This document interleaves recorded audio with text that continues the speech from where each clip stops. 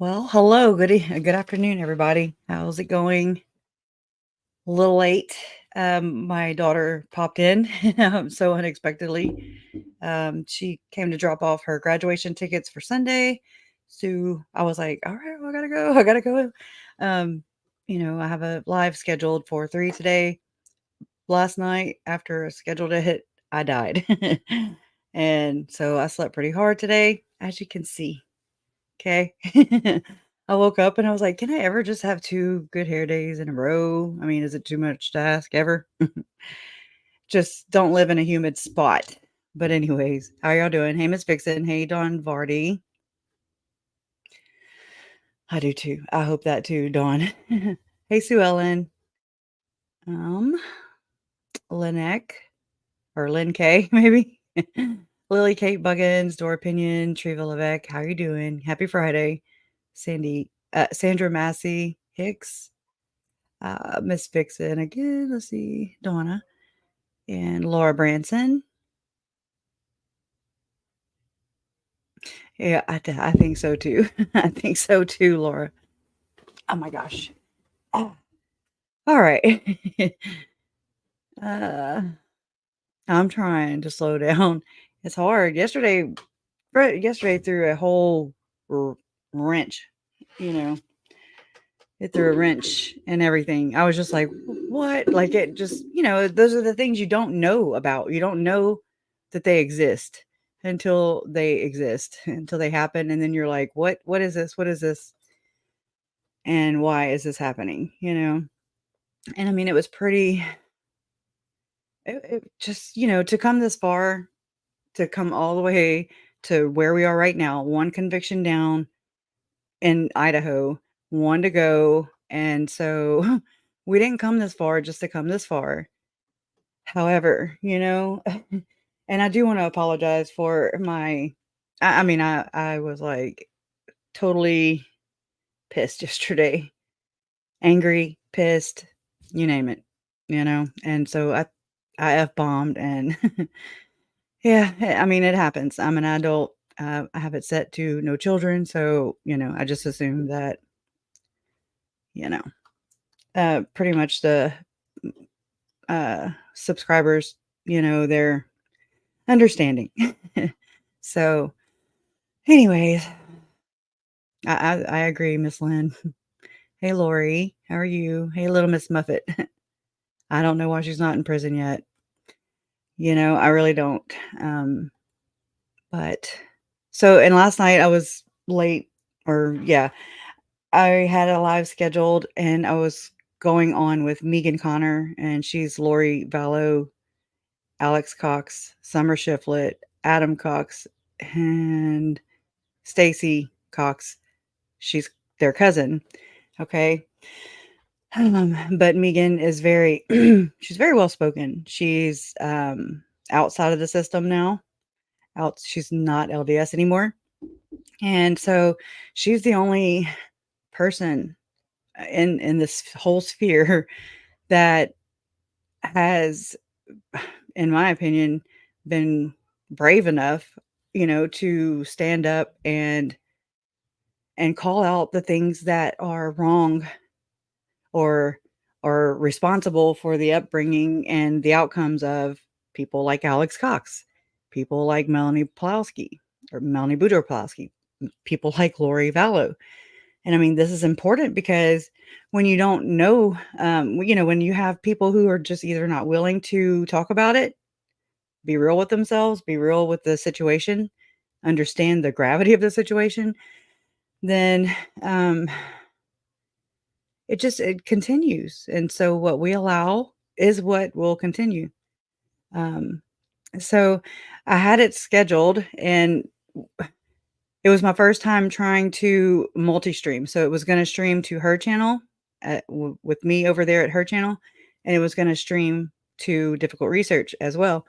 And it took me forever, and kept going back and forth, and Megan was doing her show, and I kept popping in and out of her backstage, and I was trying to find the option to stream it, and I couldn't. So I didn't find out till she ended her live. At the end, I was like, I couldn't find the dang button, and she was like, there's a setting that she needed to click on in order for it to be available. So, anyways, I apologize for that.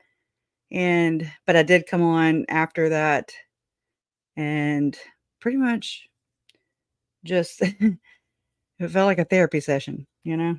So I appreciate that from y'all just for letting me talk, you know, because it really helped. But what's going on with the hair? Anyways, I know if we didn't have to look at ourselves, it wouldn't be a thing, you know?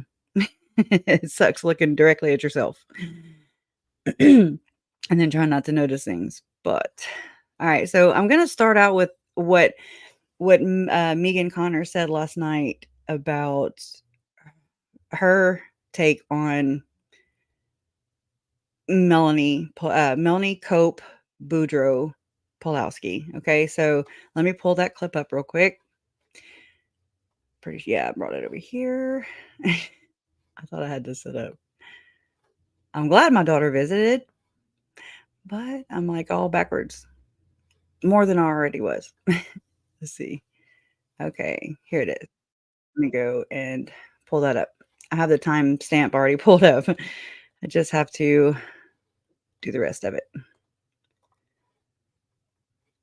It's just very insightful, I think. Okay, let's go. In a way that is honest and also fair. And so I was having a hard time finding the intersection between those two. And that's why I ended up not posting what I said I was going to post. So I'm going to attempt to talk about it just a little bit here with Kresha. And then at some point I may make a longer video regarding Melanie. But I started my original. Now we're talking about Melanie Palowski here, not Melanie Gibb, Melanie Palowski. She is the daughter of Stacy, who was Barry and Janice's oldest daughter. So Stacy was Lori and Alex and Adam and Summer's sister, their oldest sister, and Melanie is the only child of Stacy. And I think in order to understand Melanie, we have to go all the way back to talk a little bit, just briefly, about Stacy's life and marriage to her ex-husband, Steve, and about Melanie's upbringing. So yes, we refer to her as Melanice because she is Lori's niece, not Melanie Gibb, who actually is Melanie Phibb, different Melanie. Melanice, her name ends with an I, Melanie with an I. So just to really briefly talk about Melanie's upbringing. Steve and Stacy were married, I believe, sometime around 1992. They eloped to Hawaii instead of getting married with their family present and in the temple over here somewhere. I remember seeing their wedding announcement with Steve standing with his tux pants rolled up to his knees, and he was holding Stacy in his arms, and she had this beautiful white ball gown wedding dress. And they were standing in the surf with the waves behind them, and I thought it was just the most romantic thing I'd ever seen in my entire life. I thought it was incredible. But my parents did not think it was cool, and neither did most of the family. It was super scandalous that they had eloped and that none of the family was available and all of that. A couple of years later, I was able to visit Stacy and Steve in their basement apartment at BYU. And it was the first time I'd met Steve in person. I was, a teenager at the time. And I just thought that it was really cool that Steve made us dinner and he was helping Stacy with the dishes, and he seemed like a doting husband and he treated her really well. And so I thought he was great. And then a couple of years later, the official family story became that Steve is evil, that he's trying to steal Melanie away from the family, and nobody should talk to him ever again. Later, I found out through reading FOIA documents and divorce documents and everything, kind of what the real deal was. And now looking back on it, it looks very much to me like Steve was trying to protect Melanie from the environment that was happening at Janice and Barry's house. And definitely, Stacy was very sick. She was, she had type 1 diabetes. She developed gastroparesis as a result of disordered eating, which Melanie and the rest of the family want to deny that that's a thing, but she definitely had an aversion to germs. She had an aversion to sugar. She had an aversion to sodas. And Melanie, as a toddler, would repeat over and over, no candy, no Coke, no candy, no Coke. She was not allowed to have those things. And so it was very much that those things got passed on to Melanie. And if you read the divorce documents, Steve's original divorce complaint, he refers to the psychological issues in the family. He talks about a possible schizophrenic diagnosis for Barry.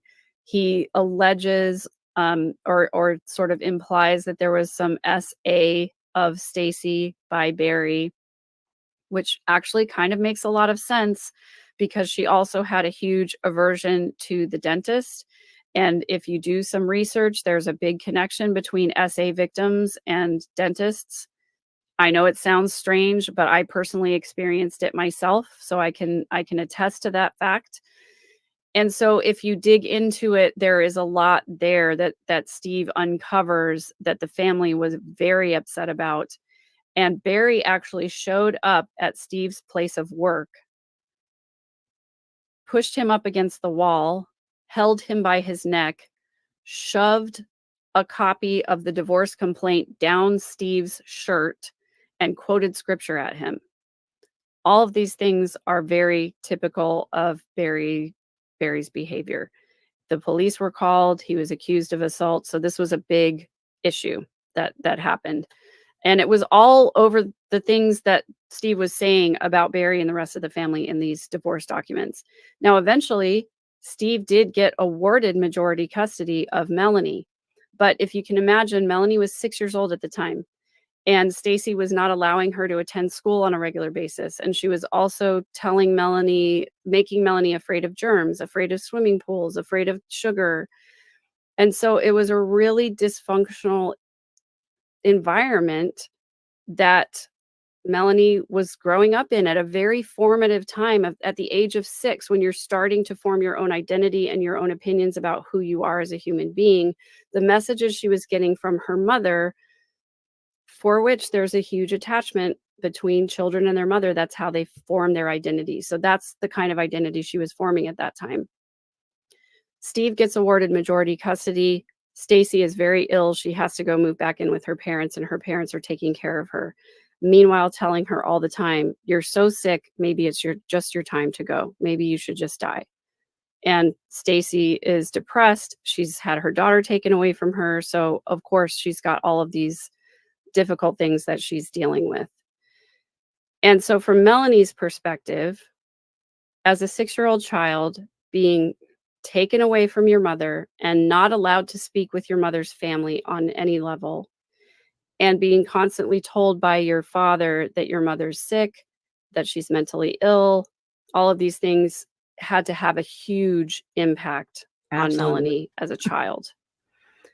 Then just a couple of years later, when Melanie's 8 years old, is when Stacy finally passes away. And I know probably some of you have already heard me talk about that story. I go into it in detail on both my Mormon Stories episode and my Hidden True Crime episode, but the circumstances were incredibly suspicious. The entire Cox family was in Hawaii, with the exception of Adam, who was working in Kansas, and Alex stayed in San Antonio. And he came over to my house, told me he was worried about Stacy, and asked me if I would go check on her with him. We found her non-responsive. She went to the hospital, and the doctors immediately said that she was in DKA, or diabetic ketoacidosis, and that she was not going to recover. And we made hospice arrangements for her. And she died about 4 or 5 days later. And her family, in the meantime, remained in Hawaii. They did not come home. Luckily, Steve was able to get there with Melanie in time for Melanie to be able to say goodbye to her mother. Wow. But of course, yeah. I mean, that right there is just, there's so many things. There are so many things to unpack just in this right here. And I'm so glad, I'm so grateful that Megan has become that voice that we've all been looking for to understand Melanie and Lori's the glare. Okay. to understand Melanie and Lori's relationship. I think it's very important. It's for us to be able to size it up accurately, right? Because I know we tend to just kind of go off, and I mean, just there's some things in here last night that she told me that were, um, they blew my mind because I was like, okay, well, I've learned about cognitive dissonance and how that is a lot of what goes into this, right? Cognitive dissonance. Um, that tends to be a lot of these people in and around Lori Vallow Daybell and Chad Daybell's circle. And I mean, just with religion, just with the beliefs, you know. And but then Megan said something about these, you know, how Melanie was acting, or how it had to have been for Melanie to be um, influenced by Chad and Lori, just with all these obviously castings, all these seances, basically all these prayer circles that we know their intentions. They were not very, they weren't Christ-like at all. We know by the evidence. The evidence are 4 dead people in their wakes, possibly 5 or more. So, I mean, this is, like, alarming to me. Um, but just how she was saying how Melanie Boudreaux Pawlowski, just the cognitive dissonance just with that influence, just with, you know, like I never thought about it with the belief system, away, you know what I mean? Like, how do I explain this? It's already mainstream LDS. And then, you know, where do the castings, where do the seances, where do the, you know, dubbing people zombies and evil spirits? And, you know, this has a lot to do with Visions of Glory as well. And I mean, it's crazy. It goes so far, so wide, and it goes further and further wider from just Chad and Lori, which is very, very alarming to me. But that was shocking to me too. Let me continue. If I can find my way out of this here. Way over here. Way the heck over here. Right. That was a really, I'm sure, horrible and hard thing for Melanie. And that was the first time that any of the family, had seen her in those couple of years. And so I'm sure that was super traumatic for her. And then reconnecting with her mother's family, who had been vilified to her by her dad this entire time. Absolutely. So I'm laying all of that groundwork, not in any way to excuse any of the behavior of Melanie at all, but Right. just so that we understand what her growing up experience was like. After that, she still didn't have much contact with the Coxes because her dad tried to keep her away from them as much as possible, but then she had a really Absolutely. difficult relationship with her dad because of that. I understand she didn't get along with her stepmom very well. And then when she was old enough to reconnect with the Coxes, she did finally see Lori as kind of a mother figure to replace the mother that had abandoned her by dying.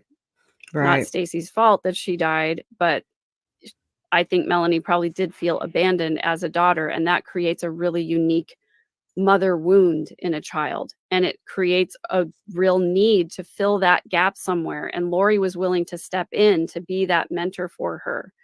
And so I think Melanie saw Lori as somebody that she wanted to trust, she wanted to believe, she wanted to follow and emulate and all of those things. And so that's the position that she's in when Lori Interesting. starts feeding her all this information about Brandon suddenly being gay when there was no sign of that before, and trying to feed her all this information about this new cult, That's and Chad. trying For sure. to get her to believe all of these new religious beliefs. And there were so many indicators that, like, if you want more light and knowledge. If you want more spiritual intelligence, you have to go out and search Yeah. for it, and you have to find it. And Lori was right there presenting it through visions Chad of was glory and all of those other things. and Chad was presenting it through Lori, I mean, uh, because, Lori was not technologically advanced. I mean, and I'm right there with her, as far as that. There were early on in the case, there's a audio from Melanie Gibb of Lori bearing her testimony, basically. Uh, and, she's just saying how, this is where we got the, if he comes at you once, if he comes at you twice, if he comes at you 3 times, it says it right here in the scriptures that basically, I'll finish that for her, that you can kill. Okay. And that is Mormon doctrine. Um, but, oh, I forgot already. I'm so sorry. Um, but bearing her testimony, she talked about how Lori talked about how angels, she went up to draw a bath or whatever, and whenever she came down from her bath after taking a bath, there were 9 names filled in her family search history. It's like very magical thinking. Very like um, divine. Um, And then, I mean, these are just early indicators of really what was going on, and I don't even think we know the half of it still, with the bizarre, uh, conversations, coded conversations, and then Pretty Bird, not good Bob, um, the aliases, the Phoebe, just all the things, but Melanie Palowski was right there in the thick of it. And I mean, it's alarming, it's alarming that to me and to many of you that she still, can have, see her children. This baffles my mind, uh, because we heard for ourselves in both Lori Vallow's and Chad Daybell's trials already, Douglas Hart, Detective Doug Hart, he brings that in about turning the pain up on the children. 2 of those children, were 2 of Melanie's children, 2 of Melanie Boudreaux and Brandon Boudreaux's children were labeled as dark. Brighton and Blake, I believe. Or wait, don't quote me on that, but they have 4 children, Brandon and Melanie, and they're all named with B's. So it's kinda, I know Braxy because JJ loved playing with Braxy, talked about him all the time. He just looked up to him a lot. So let me run this out here and then we'll go to the next clip. So I just want to put that out there, you guys. I'm not trying to excuse anybody's behavior, but I think it's really important to understand where people Thank come you. from to understand how they got where they are. And that's kind of where I landed at the end of this when Lori was arrested and I didn't really know how much Melanie was involved or not involved. I wanted to believe that she was just going along with it because she wanted Lori as a mother figure. And I saw some of her early interviews and I was confused by a lot of what she said. She definitely comes across as not really connected. I The don't whole know. I don't recall so many times.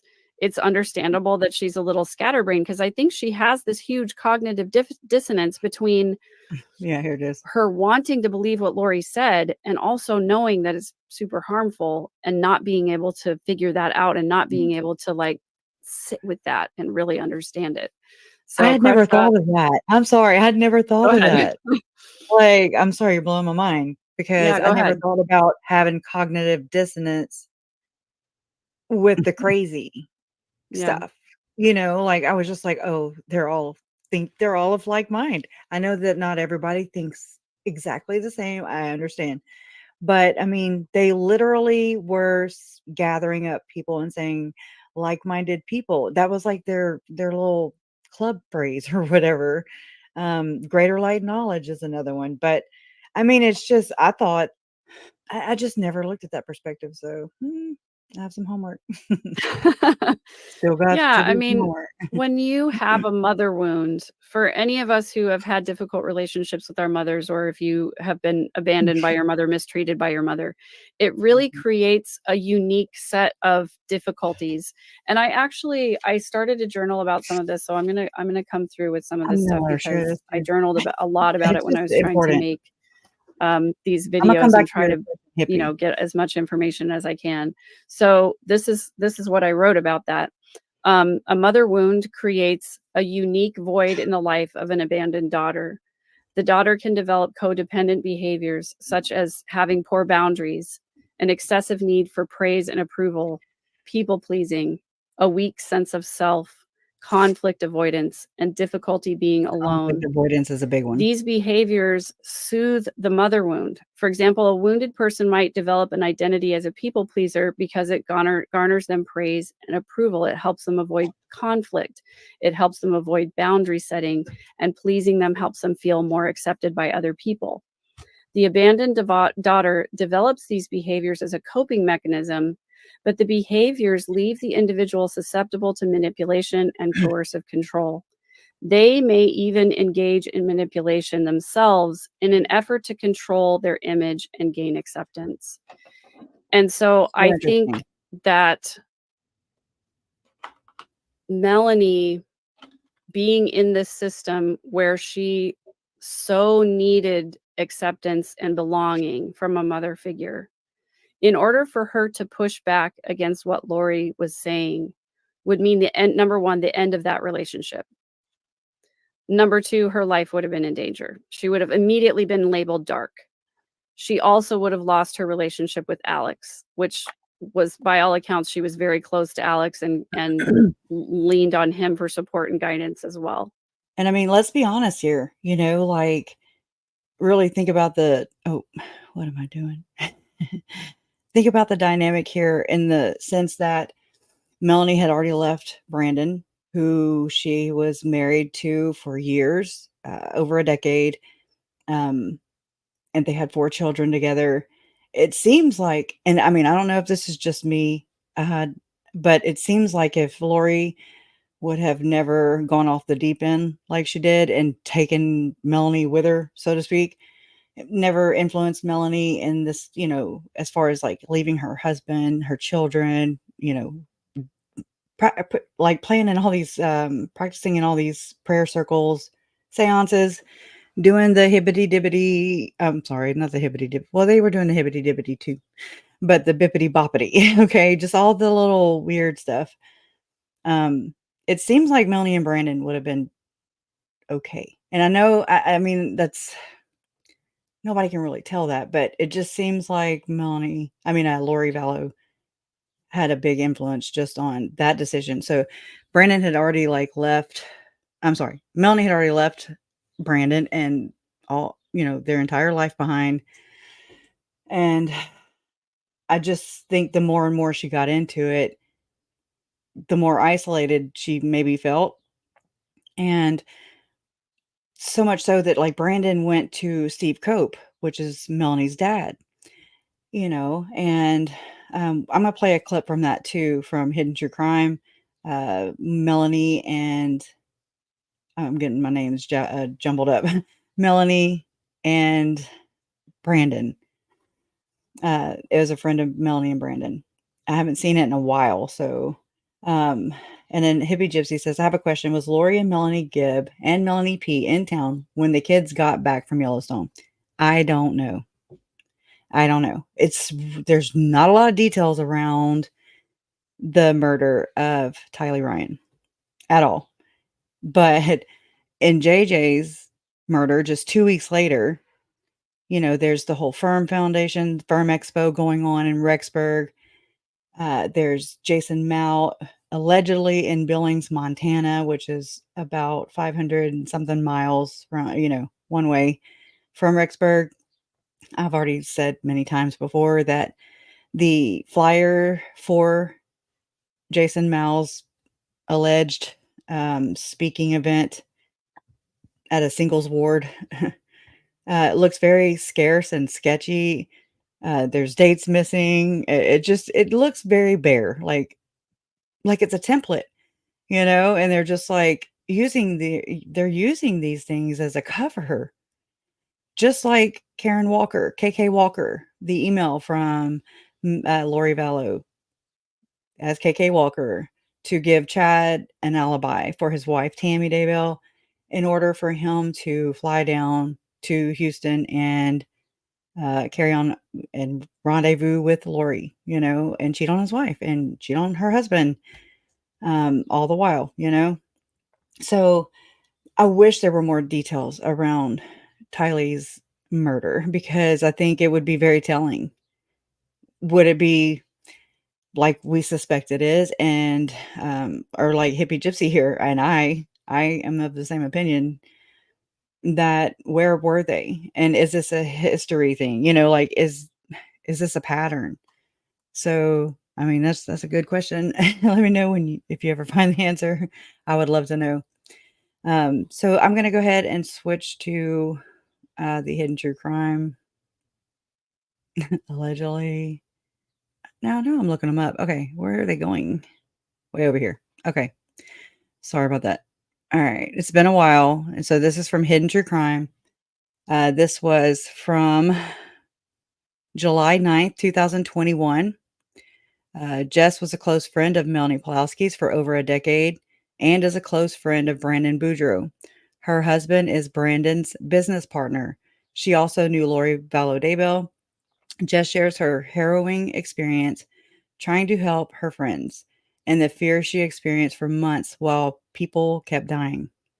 I'm in that club and it really sucks. So let me go ahead and play that. Jess is someone I'm grateful we'll finally be able to hear from.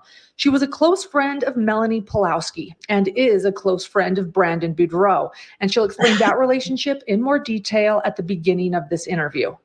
Jess has been one of Hidden True Crime's many reliable sources, someone we haven't mentioned because she wasn't ready to come forward until now. A disclaimer, Jess shares in this interview personal events, how she experienced them, and shares her personal opinions. Both Hidden True Crime and Jess understand that everyone is Absolutely, innocent until proven guilty. This interview took place June 30th, the day after Lori Vallow was charged in Arizona for conspiring in the murder of her then husband, Charles Vallow. At the time of this interview, no charges in the shooting investigation surrounding Brandon Boudreaux have been made, but Arizona police say it is still an active investigation. And so this question real quick, and Sophie says, that is interesting. Did Alex and Lori have something to do with Stacy's death? They racked up her credit cards after her death. This is what I've heard. Now, I've talked to Megan a couple weeks ago when I went up to Idaho for Tylee and JJ's celebration of life ceremony. And that's when I first met Megan in person. And so she came up to my parents' condo that is right there by the courthouse. And I mean, I wish that she could have stayed like a whole weekend, wouldn't have even covered it. But so, and that was my question to Stacy. This was my question to Megan was, what do you think about uh, Stacy's death? And so she told me, and she told me Mom and Larry in detail. And I mean, I don't want to share exactly what she said, what she shared with me, but from what I got from it was that Lori was and Colby. Lori just had Colby at the time of Stacy's death, and they went to Hawaii. The whole family, Barry, Janice, not Alex. Alex stayed home with to tend to Stacy, and I mean, I know that because Megan kind of corroborates that. And Alex even, well, I don't know how to say this without, basically, I can say this much, and because I don't know what all Megan has disclosed on her channel as far as this story, so I don't want to. It's not my story to tell, but uh, as far as I know, Lori and Colby were in Hawaii whenever Stacy died. So it just kind of, to me, it seems like Alex is the uh, hitman, or to just to see things through. And that it's such a weird, weird dynamic. And I know there's so much more there, but again, before Megan, we aren't getting that spin, we're just getting the soft version, So I don't believe Lori had anything to do with it. I don't know. I want to say, from what I gather from it, is that the whole family had something to do with it, because they're telling her it's time for her to move on. Sounds very similar to Lori and Chad and their priesthood blessing. Basically, it sounded like they're giving Alex Cox his last rites. I mean, it just saying. Again, but that was from natural causes, so allegedly. I have no idea where that's gonna go. I don't know. I'm like, "What if they're duping us? What if they're just saying that?" And I'm just like, "Okay, no, you just have to trust in it," and the results from the autopsy of Alex Cox. So, and it's not, I don't want justice for him, you know what I mean? But I want the whole story, um, because the victims at the heart of this, Tylee, Charles, Tammy, JJ, and Joe, they deserve their stories to be told. They deserve justice on this earth. So I don't know. Now, she might be guilty of racking up credit cards. I don't know about all that. This is very sad. She chose to give up everything for Lori. Yeah, definitely. And I like this comment too. The conferences that I was talking about, the speaking things, all the so-called speaking things was so they could hook up. Yes. Chad would do his spin. Seemed like Julie would do her spin. They would use the line the same as Tim Ballard. Okay. Tim Ballard has implemented even the couples ruse into his operation. I'm quoting so bad, air quoting his operations, where he would go and allegedly rescue sex trafficking victims. Okay. I've never seen proof of that, so it makes me wonder. But they all use the same pickup line that came from Saturday's Warrior, which was a popular uh, culture TV show for Mormons. Basically, the generation of Chad, Lori, Jen, my friend Jen, she's even mentioned that too. But they would use the pickup line. I think we were married before in a past life, and that goes hand in hand with the couple's ruse. And so the common denominator for me, I know this is kind of outside of the scope, but the common denominator for me is Tom Harrison. Okay. Tom Harrison is the Visions of Glory author slash inspiration, and he's got ties to the upper echelons of the LDS church. So it's super sus to me. Super, super sus. Um, it's like, I remember telling my parents right before this trial, I was like, before Chad's trial, I was like, if ever there was a cult leader, okay, it's Tim Ballard, and if not higher than that. I mean, we're just learning that Russell Ballard, the apostle, he passed away November 12th of 2023. I think that's burned in my brain now, because I believe that he was very much involved in the making of Chad and Lori, allegedly. So I don't get sued or murdered. Just saying. So I will be shadow banned though. So that's just to be expected.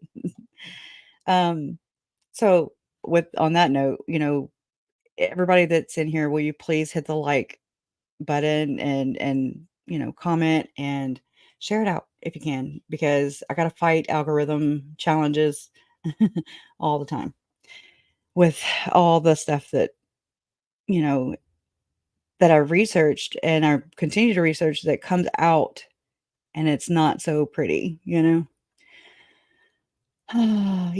this was alarming to me too, Chris. And I actually discovered this live. We were doing um it was on Janet Russin, Tim Ballard's psychic. Okay. And I was reading the Blaze News article, which Glenn Beck owns Blaze News. So that was interesting. and he did a big article, or his writers did, and on Janet Russin and Tim Ballard, the whole dynamics in there. And Tim Ballard is very much a part of this. For anybody who's just like, who cares about Tim Ballard? Please, you need to care about Tim Ballard and his connection to this, because Tim Ballard was part of these events. Him, Rod Meldrum, Ken Krogh here, Gordon Bowen. Okay, Gordon Bowen from David Hamblin. Okay, he's in and around the circle here, the larger circle. David Hamblin, he's also in this larger circle, as well as Jody Hildebrandt and Ruby Frankie, larger circle. So, but right here, Chris is saying Ken Krogh has a playlist of Chad Daybell, and then if you play one, it was like 2 away. I want to, or the next one, because I discovered it live, because I was going to show people that it alarmed me that, or it just, Ken Krogh is like this super uber rich dude. He's a Mormon guy. I'm trying to think of what all he does. I mean, he works with I want to say missionaries, but I don't have that right offhand. But I can find it, and I'll come back. I'll come back to it, because it's very important. It sews right into this. So what would, like, a billionaire, a Mormon billionaire, Ken Krogh, what's his interest in having a playlist under, when you type in under YouTube, you go to Ken Krogh, Kenkrogue, and you look, how people have their playlist. Well, he's got quite a few, at least as of right now. But you scroll down, and there's just different topics, and they're neighbors are awful close. You scroll down, and there's that playlist of about 13 videos, I guess, of him following the Daybell case. Early on, the first video was my uncle, like the body cam footage of my uncle, Charles, walking in, or trying to get help from the police, trying to get into his home that he was locked out of. And so I was just going to show that to my chat. And right at that very time, I looked at the very next playlist, and I was like, oh my God. Oh my God. And it was Gordon Bowen. And I was like, what the? So that's just a little too quinky dink for me. Way too quinky dink. That to me was like, okay, well, this kind of explains things. Yeah. Welcome, everybody. Thank you, Cheyenne. So Tim Ballard, if there ever was a prophet or a cult leader that's in this story, it is Tim freaking Ballard, in my opinion. Now, the civil suits against Tim Ballard and these women that have come forward about the couple's ruse, basically about the same thing that that Chad was dishing out to Lori. I think we've been married before in a previous life, so it basically exonerates them in their minds to carry on these affairs, because they've already done it in past lives, So, it's super sickening. And then again, the common denominator is Tom Harrison and Visions of Glory. So, anyways, let me continue on with this. Y'all keep it coming, because, I mean, I know we're talking about Melanie P, but Melanie P is very much in this. This is part of this. Very much a part of Lori. Very much a part of Chad. That's what I've been working on. Jess, will you, thank you for being here. Will you tell me who you are? To really explain who I am, I guess I have to explain who I'm associated with. Mm-hmm. So my husband, I'm not going to say his name, and Brandon are business partners, Brandon Boudreaux. They've been friends for about 12 years. They've been business partners for 10 or 11 years. Melanie, I met Melanie in the fall of 2010. Okay, and Melanie, for everyone, is Melanie Palowski. This was when she was Brandon's wife, correct? Oh, yep, she was Boudreaux. Melanie and I were pretty good friends. We went on a vacation, just the two of us and two of our kids. We would go to concerts. We did a 5K. She would come over regularly. I would go over there regularly. I knew Lori through Melanie. mostly at birthday parties. But Lori was such a big part of Melanie's life that when she's with me, she's talking about Lori. And because I was in her life, when she's with Lori, she's talking about me. So when I would see Lori, she wasn't a stranger to me. She was, I would give her a hug and I'd ask her about the adoption, or I would ask her about whatever. And she knew stuff about my life. I knew Tylee and JJ very little. Again, mostly just from birthday parties, but they would be not really so much Tylee, but they would be playing in the pool. Yeah. Charles and my husband and Brandon. My husband was really good friends with Charles. He and Brandon and Charles were actually in the process of doing a startup when Charles was killed. Just like an additional side business on top of what they were already doing. Then Zach. When Zach was in Arizona, he worked for my husband and Brandon. So I was just kind of in the thick of everything, just by association. That makes sense, right? You know everyone because of this circle of close friends. You're close with Melanie, you're close with Brandon, they're close with Lori and Charles, and then you're going to know the children. So you know every player in. Yeah. So I never really got to know personally Charles or Zach. I know Zach really well, like without talking to him, just because he worked for my husband. But we really didn't talk, the two of us. The business was kind of the hub. Natalie Palowski, when she was in the process of finding everything, that's where she was calling, was the business. They were working with Natalie to try to that just kind of, I didn't, again, this has been years since I've revisited this interview, and right there, we knew that that Natalie Palowski was she got in contact with Brandon Boudreaux. She's part of this exposing, with police early on in the case. And while I think that Ian Palowski's the dynamics of that, his involvement I don't know, it shows clarity to me sometimes, his involvement in this. And then sometimes I'm just like, but what is really going on? What is his involvement? What's going on here? So, and sometimes I really do think that he and Chad knew each other prior to this. So, I don't really know how that all played out, but that's just one of my little theories about that. So, but Natalie Palowski, she just said, Natalie had contacted her husband, and so that's how she contacted Brandon. So that's interesting. You know what they did. Play they that were again. Finding every business was kind of the hub.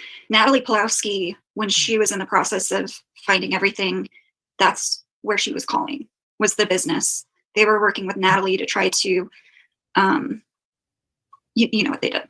Right. Working with Natalie for that.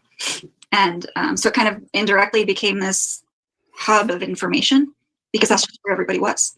Right. Everyone was kind of coming together, even just before the public even knew about what was going on. Everyone in Arizona and your circle was sort of coming together and figuring out information. Is that correct? Yeah. Before this was ever in the media. What is happening? Yeah. So, and it was such a crazy thing, because it kind of, for me, it starts in 2017, kind of indirectly, because I brought home 2 foster kids in 2017. Sure. And then that same year, I got a MRSA infection, and I got really, really sick. I almost died. During that time, me and Melanie had a little bit of a falling out. I was really angry with her. And then the end of 2018, I was feeling better, and she contacted me and she said that she wanted to work it out. And, I'm not someone that wants to hold a grudge. I don't want to be angry. So she came over in December of 2018. And by then she was fully in. I wish we would know what the falling out with Melanie Palowski was in 2017. I was really angry with her. Right. During that time, me and Melanie had a little bit of a falling out. I was really angry with her.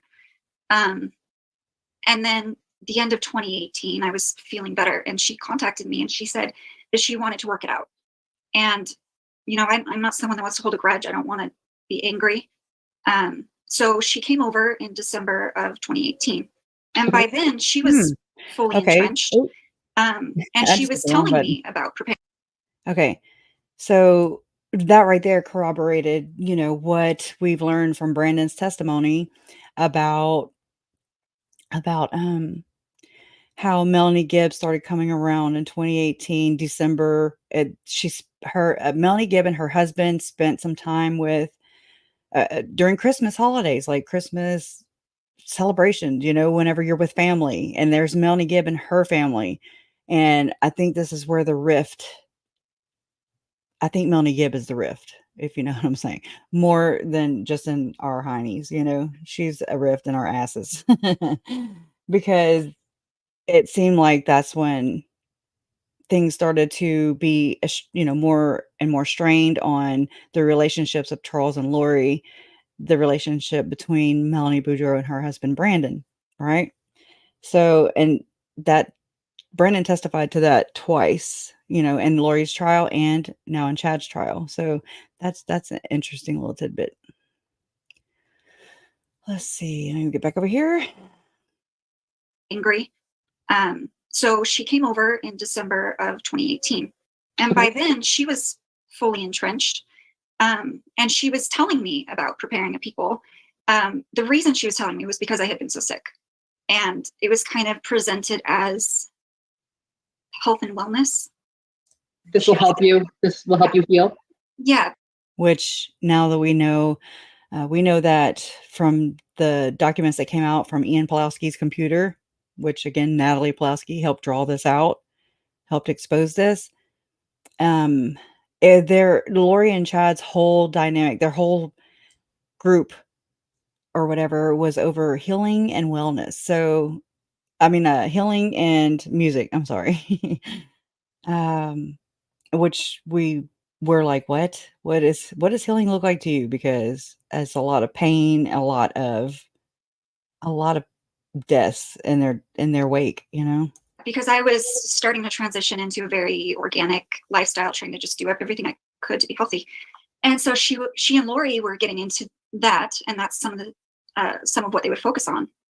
But as she was telling me about preparing a people, I couldn't get on board with it. It was a little too weird. It was too much. It was too much. Well, but what would she tell you when you say alternative healing? Was there essential oils involved, or was it just blessings and spiritual things? Oh, blessing. Spiritual stuff. It's the kind of like the stuff that Julie Rowe does, like the energy healing. The energy healing. There's a lot of like pendulum, asking. I mean, I just don't remember this. Oh my gosh, hell, we might just spend the rest of the time here. I don't know. The pendulum, I mean, that's a big part of this. That was Melanie Palowski testified to that on the stand just recently in Chad Daybell's trial. So that damn pendulum. Spirits to tell you based on pendulums. Melanie or Lori brought that up to you? Melanie was talking about some things. I can't really say exactly what she was talking about right now. When, later I could. But she was just talking about it, and I just felt like it was too weird. I felt like if she was happy, if she felt fulfilled, then I was happy for her. And I would support her.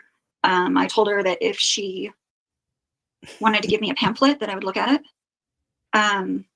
Or if there was a workshop on clean eating, I would go to that. But then 2019 came, and that's when Lori really went off the rails. And that's when Melanie started believing the things that Lori said and getting more involved. When you say go off the rails, what's the difference between 2018 and 2019? What does that mean or look like? 2018 was very quiet. It was just people going to meetings and listening to podcasts. It's pretty innocent. Lori preparing a people stuff was innocent. From the outside. Okay. I know from within that there was starting to be some issues, but from the outside, what I knew about it, it was not a big deal. It was just podcasts and stuff. What you're observing was okay, right? Nothing shocking. Yeah. Sure. Didn't know the inside. It was weird, but it wasn't dangerous. That makes alarming. So Lori starts saying really odd things, starts doing really odd things. Zach is staying with them. He's telling us about it. Brandon is going through, the divorce with Melanie and talking about that. And Charles was talking to my husband and to Brandon and to Zach, and everybody just kind of saying what was happening. So we just kind of knew what was happening. But honestly, in the beginning, it was just weird. Like it was not threatening. It was just weird. When Lori said weird later that she was going to destroy Charles, even when I heard that, I thought she meant financially. Whereas now she just let me go back over there so I can remember the question. But Jess said they were falling out with 2017. It was, but then Melani Boudreaux kind of came back to her. She had a sickness. Jess had a sickness, and she was kind of recovering from that. And that's when Melani Boudreaux was, I guess, trying to make amends. And that's when she started telling Jess about all of this stuff, about pendulums, about preparing a people, the healing aspect of it, the energy work, the pendulums, all the things, right? And that's something that Brandon Boudreaux testified to in both trials. How Melanie Gibb was hanging around. Melanie Gibb is preparing a people basically because she became one of the point persons, right? That was from Jason Mel himself from his own podcast saying that. So yeah, the interviews with the Ewells was totally cringe. She showed up with Alex and said the Holy Spirit sent her there. I mean, I picture like Firestarter, that movie with Drew Barrymore, where she would just stare at things, and then her hair's like blowing back and stuff is catching on fire. That's what I picture. And that just gave me chills. So I know it's not very good, but that just is what came to my mind. Hey, Sister Donka. Let's see. Let me get back over there. his reputation. I never, ever, I don't think anybody thought that she was going to be violent. And I didn't know that she had threatened his life until he was already gone. Wow. Check it out. It was really crazy though, because Me too. people were starting to, right before Charles died, starting to get worried, like what is happening. I've told you this, my aunt is diagnosed schizophrenia. And so when I was a teen, I grew up with that. I'm familiar with that. And so when we were going through these things, it was deja vu for me. And I was like, either they're brainwashed or there's some mental health issues. Something changed very drastically in 2019. And Tom Harrison. The day that Charles died, Zach kind of talked about it in his interview. Nobody knew. They didn't tell anybody. That was I think it was a Thursday. That's what I've been saying. And right here. that Saturday, Melanie was out of town. This is what I found too. So don't be sorry. You're more than welcome here. Okay. Because I think it's important to talk about these aspects. It's mainstream is not going to talk about these aspects of it because they've got their own reasons and I'm aware of them. But I mean, this is important to talk about because there are people who get involved, in this kind of practice, Ouija boards, all the things, and so, I mean, it's interesting. It's very interesting. And I think it needs to be talked about because I do believe that Tylee and JJ were sacrifices. I believe that's why Lori Vallow, in her allocution, her sentencing hearing, she says, no one was murdered in this case. Okay.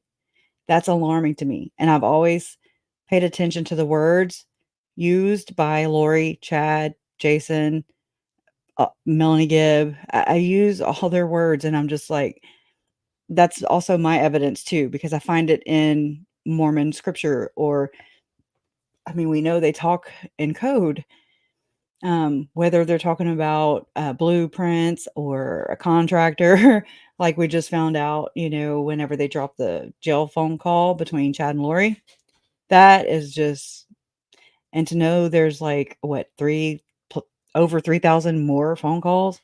Can you even imagine?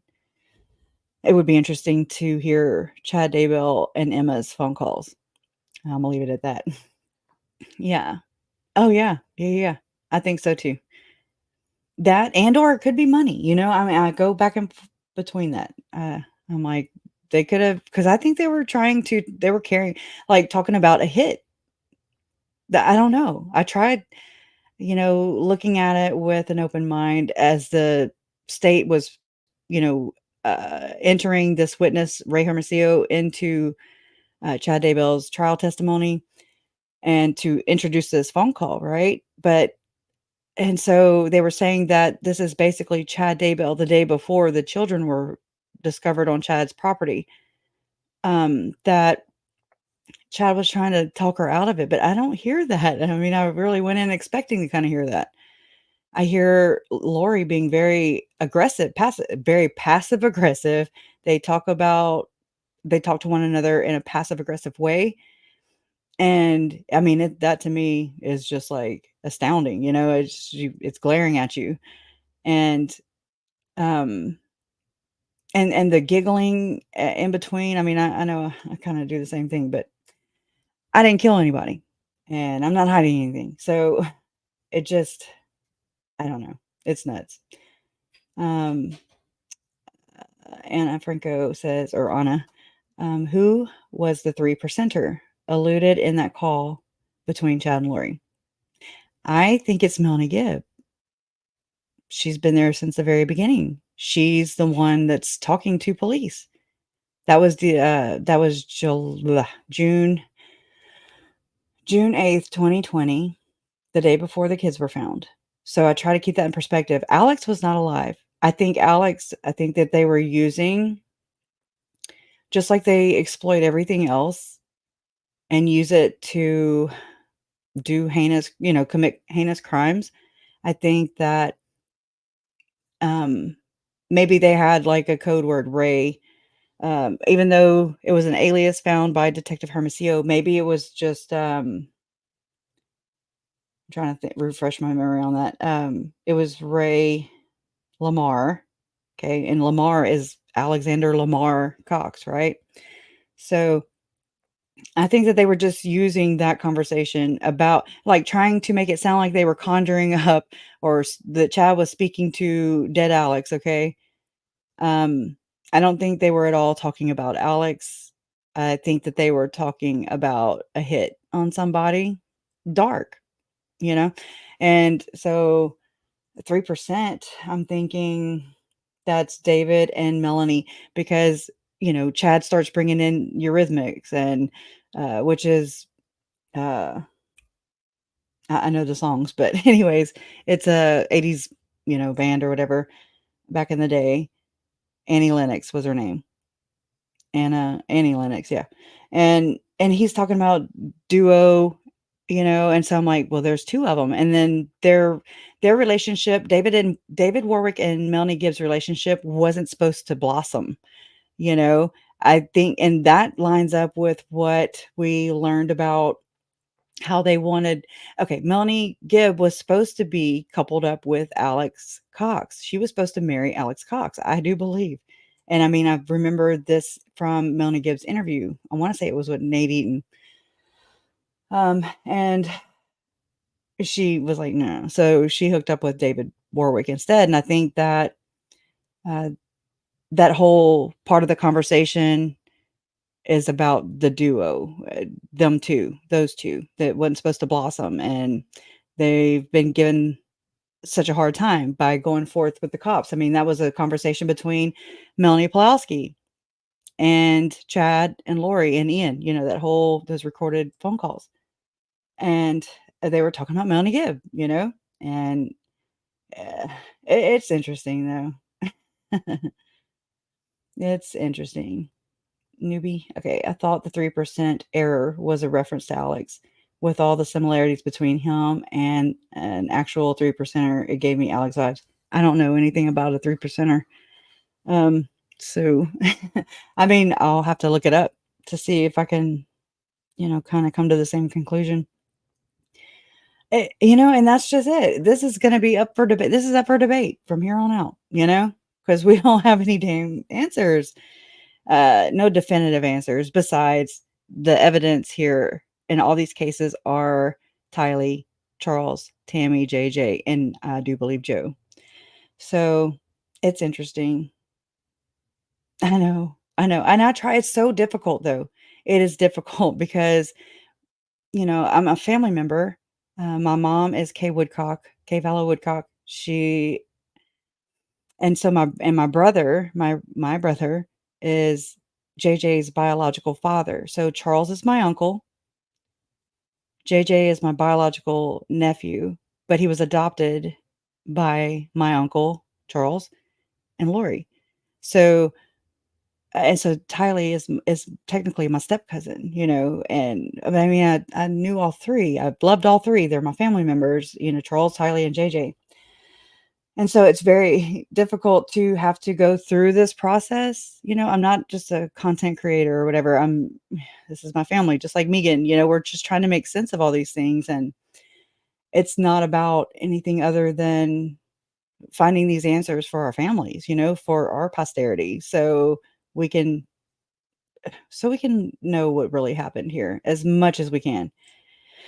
And it's hard to cover Brandon and Melanie because Chad and Lori's cases have been playing out this whole time, right? And I mean, I think that it would be awesome for Melanie Palowski and Brandon Boudreaux's case to be covered exclusively, just pinpoint, like just a entry point into an introduction into Brandon Boudreaux and Melanie Palowski. Okay. Oh, wow. Kathy White. Interesting. Thank you. She says, quote, and this is Eurythmics, okay? Quote, you can fool with your brother, but don't mess with a missionary man, unquote. I had looked up the song titles, because I mean, it's just, that's how they talk. We know that from their Shmuel accounts. We know they talk through song, through scripture, through dead people, to carry out their dark arts, right? So thank you. I saw the name of that song title and I was like, okay, that could be a possibility. There was another one that's something angels, and just haven't had the time to do that. So I appreciate that a lot. Alex and first wife escaped Texas after, I know, essayed a 15-year-old. I know. I'll just announce my thing as I enter. Melanie Gibb is way more. Yes, she is. Yes, she is. I don't know. A lot of people aren't of that opinion, but I'd say more are of the opinion that her and David, at least Melanie Gibb for sure, is way more involved. So is Jason Mao, in my opinion. Okay. All right. Thank you, Vicky. Hi there. Just look up 3%ers online. They are members of a far right militia group. Well, that aligns well. Just knowing that aspect of it right there. That's right on track, right? Here's another quote from Vicky. I'm sorry, from Kathy. He said, quote, stop what you're doing. Get down upon your knees. I have a message for you that you better believe. Ew. Right? That is so creepy. Hey, Sugar Magnolia, how are you?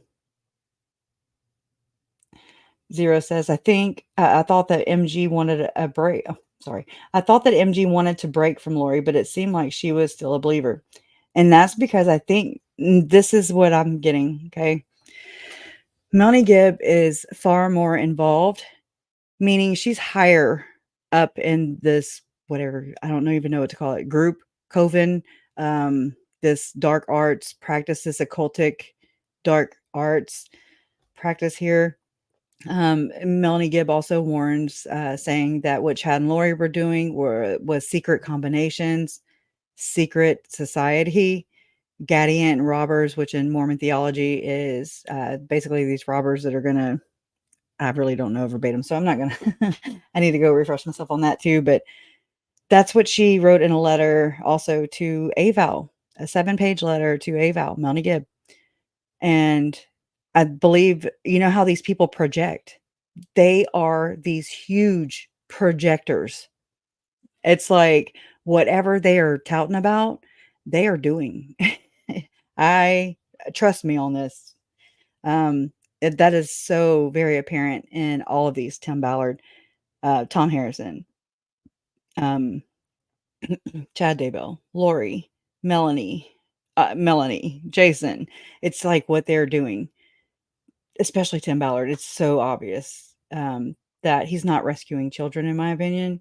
If anything, he was getting away with exploiting people. It's just nothing but a big game of exploitation to the nth degree. And it's done in plain sight, right there in front of us all to see. And a lot of us just won't even really do that, you know. Is Jason Mount a third? I thought Lori was talking about someone with influence with law enforcement authorities. He's Richard Jason Mao. Because I always joked, and I'm like, we can officially call him Dick. Anyways, but I don't know if he's a third. Blue Waters is saying, is Jason a 3%er? Oh, okay. Wow. Well, I mean, I don't know. Very, hold on. I'm just like I'm processing it right now. That is interesting. We will have to find out. We will have to find out because, yeah, I did, Huggy Bear. I'm sorry, I just saw that.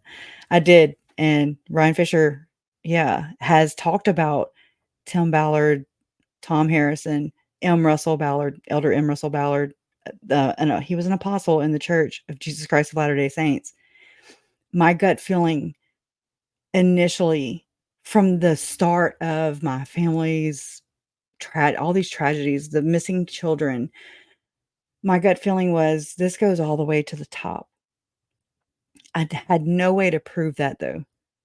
I mean, that was just my, gut feeling. And I shared it very, very small because I was like, this is not going to be, especially back when this all first started unraveling in the public and everything. This was not going to be a popular theory, because you have an entire organization, the Church of Jesus Christ of Latter-day Saints. You've got all the dynamics of them saying that this is an offshoot. Actually, they don't say anything at all.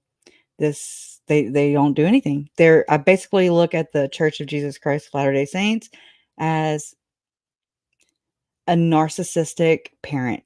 I don't really know what else. A patriarchal parent. So the father, right? And just as a narcissist, will have everybody kind of do their bidding for them.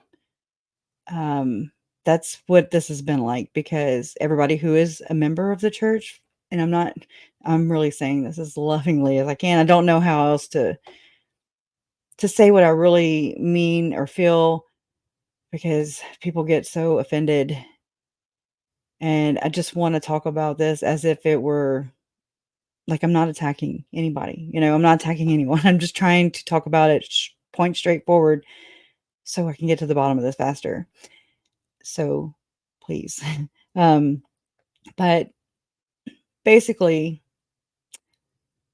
the church is this patriarchal parent, and all the members are the ones who are in the comment sections, chewing me out because I'm, how dare I say this, and it's not that at all. Not at all.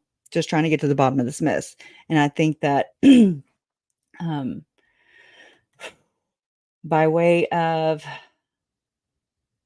Tim Ballard was speaking at these same events, okay, as Chad, as Senator Mike Lee, as Rod Meldrum, as Tim, I already said Tim Ballard, as who else is sketchy? There's this Mike Simpson guy. I've done some research into him. He's all into sea turtles, okay? Organizations. It's all these other organizations. It's all these it's basically a corporate Inc. Okay? This is big business. These are your big global elite businesses, okay? And so let's talk systems instead. Because it's like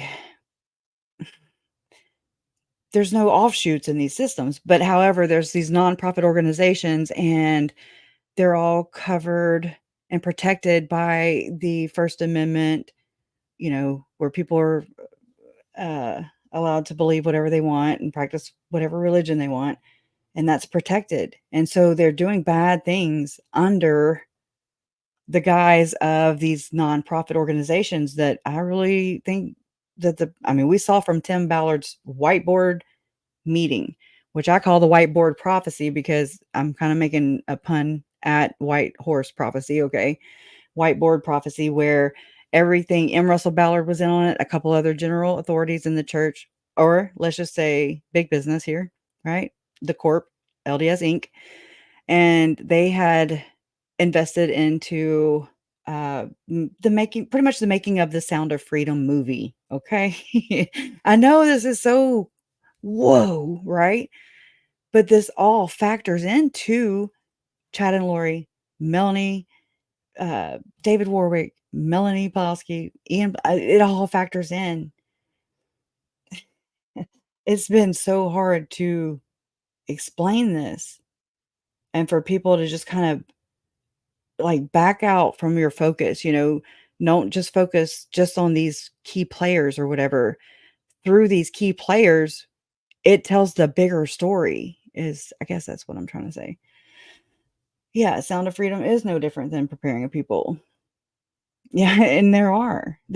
I've got questions for years, for millennia. I'm gonna use their terms, right? Big time. So anyways, let me get back on track with this. It's so easy, and I do go off the rails all the time because it spills into another cup, into another cup, into another cup, into another cup, and all my cups are overfilleth, right? My family was just swimming, and Brandon, Melanie was moving out. Oh yeah. Brandon was just packing, and then he gets a call. Sorry, important comment. Thank you, Jackie. Don't forget the zombie film that Jason Mal was involved in. There's film industries in this too, and people who study these kind of systems, this system in particular, there are actually in a lot of them. Charles Manson. There were films involved. So there's also this guy named, I want to say his name is Devin Jensen. I think that's his name. I had recently found a YouTube video where he is a movie producer. Chad Daybell had met with him to turn Chad Daybell's books into a freaking film. I don't know of what, but that's just one of those little, it leads to more questions, basically, like like the last commenter said. And you're just like, what's really going on here? What's really going on? Yes, Jeanette Riley. It all filters up to Black Rock, top of pyramid. Boom. Right? And that's the end. Because it is. Whenever the stuff was coming out about Tim Ballard, I was doing some research. I had caught the interview between Marisol Nichols. Marisol Nichols is a Scientologist. Okay. And she was hanging out with Tim Ballard. And he was Mormon, right? Now he's going to be Catholic. So watch out. Grab your rosaries.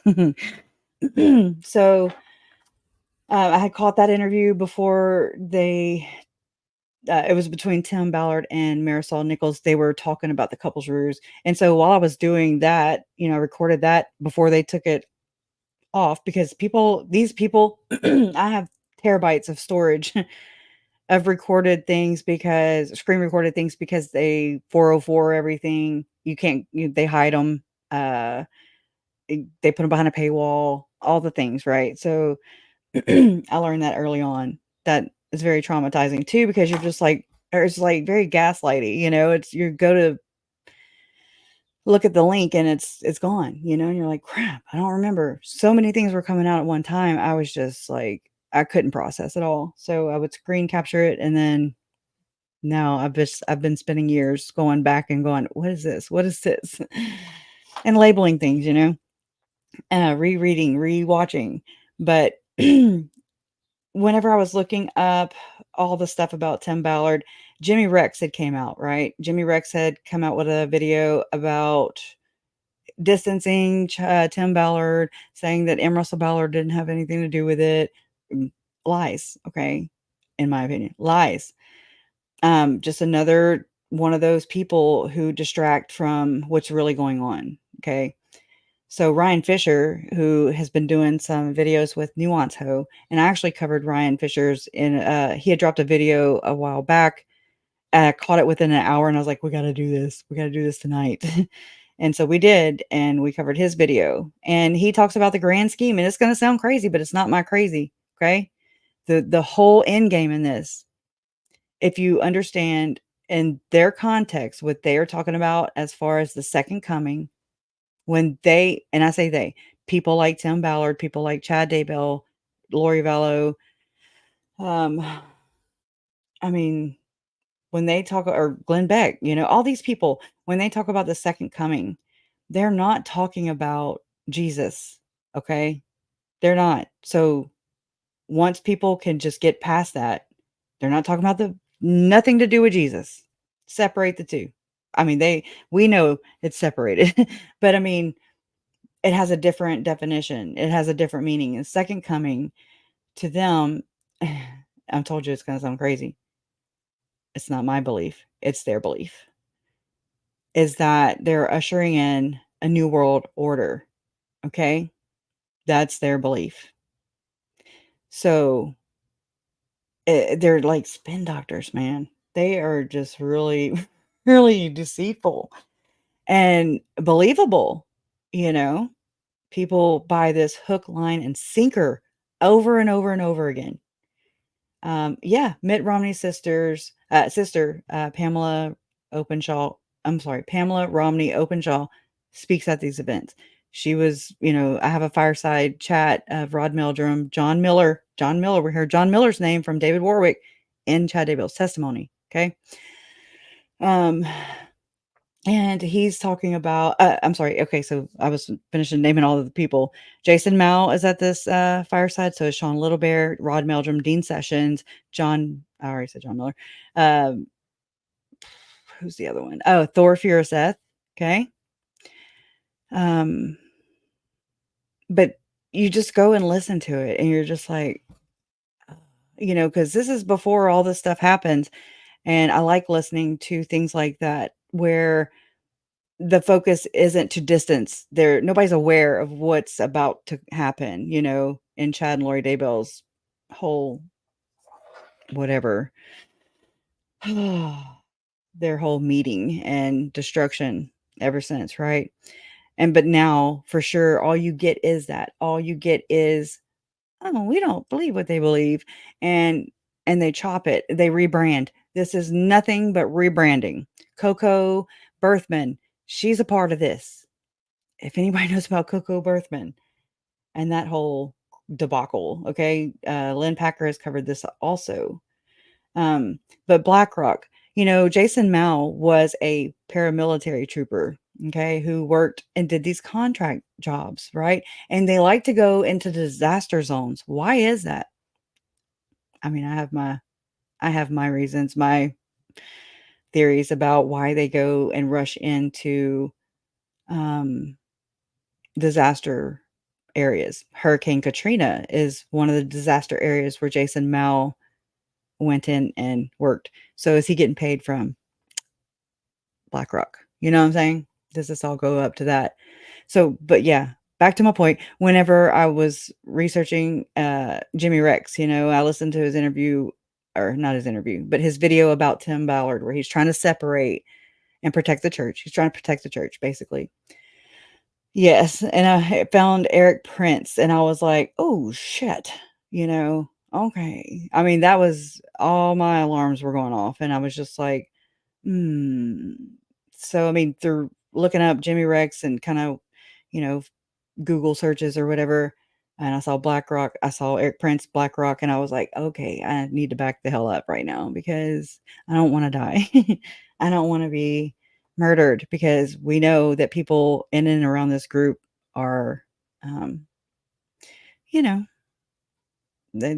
they're practicing dark arts. So the murder is nothing, It's called silence the whistleblower, and I just want to be careful because, again, I don't want a 404 myself, So, all right, I'm going to continue on with this. Sorry about the side tangents, but again, I thank you for the side tangent too, because I think this is so important and it's so hard to talk about. This is difficult research, and every aspect of this is difficult, and it's all important into understanding the bigger picture of what's going on here. That Charles has been shot, and he calls my husband. My husband just runs. He's just like, Charles is dead. And I asked him who shot Charles, and he said Alex. And I was like, that wasn't self-defense. And he's like, nobody thinks it's self-defense. Nobody knew right away. Yeah, everybody knew that it wasn't self-defense. Brandon was really scared. He was like, I'm going to be next. So he sensed it already. He knew when he found out. So my husband ran off, which was good, to go support Brandon. Thank you. I was really worried about Tylee and JJ. Since I've adopted from the foster system, I know that CPS should get involved. Mm-hmm. I thought they did. I was thinking if Tylee and JJ were in danger, it was in the beginning when they had time to talk. And then nothing happened. When you say the beginning, you mean when Charles was shot or before? Charles was shot. Yeah, it was. No kidding. It was, if they were in danger, it would be while they had time to talk. When I found out that they weren't in the house when it happened, I was like, okay, so they didn't directly witness the killing. That's what saved them, or humanity. But so months start to go by, and we're thinking that they're safe, that Tylee and JJ are safe. Lori leaves. We're all thinking that the police are investigating Charles's death, which I guess they didn't for several months. That's what I was told. Read this comment. And then Melanie takes off. We didn't know that Tylee and JJ were even missing in September. And then one day in October, I get a call again. I was at home. Wow. And my husband says, someone tried to kill Brandon. And we're at the police station. He's okay. And Brandon, to me, in Arizona, most of us don't have any family. So we kind of become each other's family. You're all transplants, and so you find your community. Right. Oh, so really? For Brandon to be in danger, to me, would be like if someone said someone shot at my brother. Yeah. And so wow, it was really obviously upsetting. And I think one of the most upsetting things was my husband said, Brandon's flying out tomorrow. Can he stay with us tonight? And I was like, of course he can. And then I was like, wait, can he? Which felt horrible. If your friend's life is in danger, you have to consider if helping them puts your family in danger. Oh yeah. And it was a really horrific thought. And then I just said, just sneak him in, because we got to keep our family safe. Right. We have to help Brandon.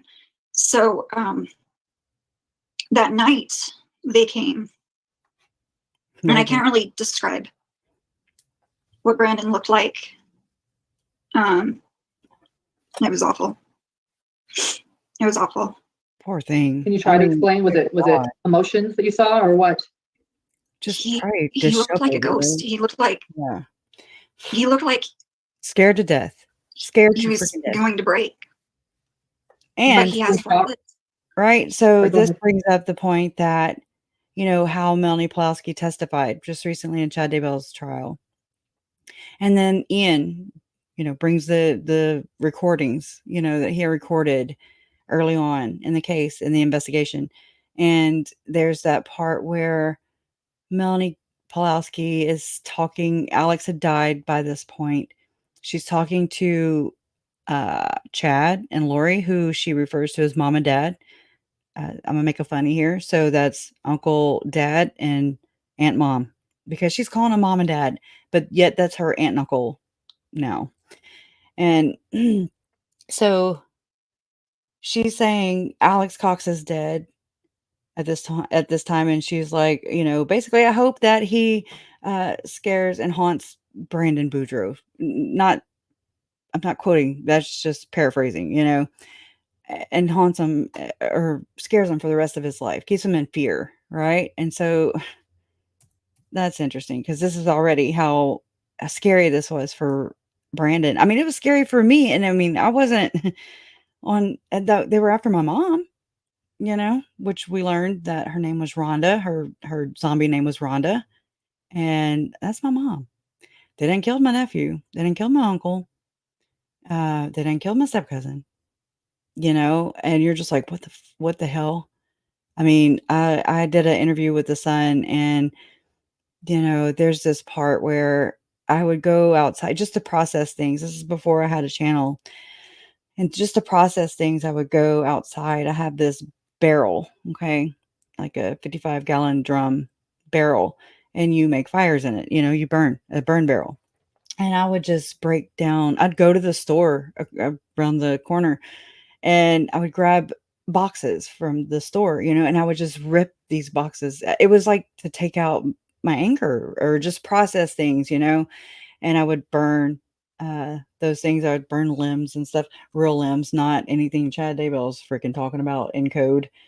The racial slur, that reminded me, I'm sorry, I'm going back over here because Chad Daybell's text to Tammy Daybell, I felt I should burn the limb debris and what did he say? From the before they get soaked from the upcoming storms, right? Well, we know what storms means too. That's disgusting. Okay. I came up with a new thing yesterday on Megan's channel. I was like, I'm gonna call it Thunder Chad. Okay, because he's not taking everything from me. I swear.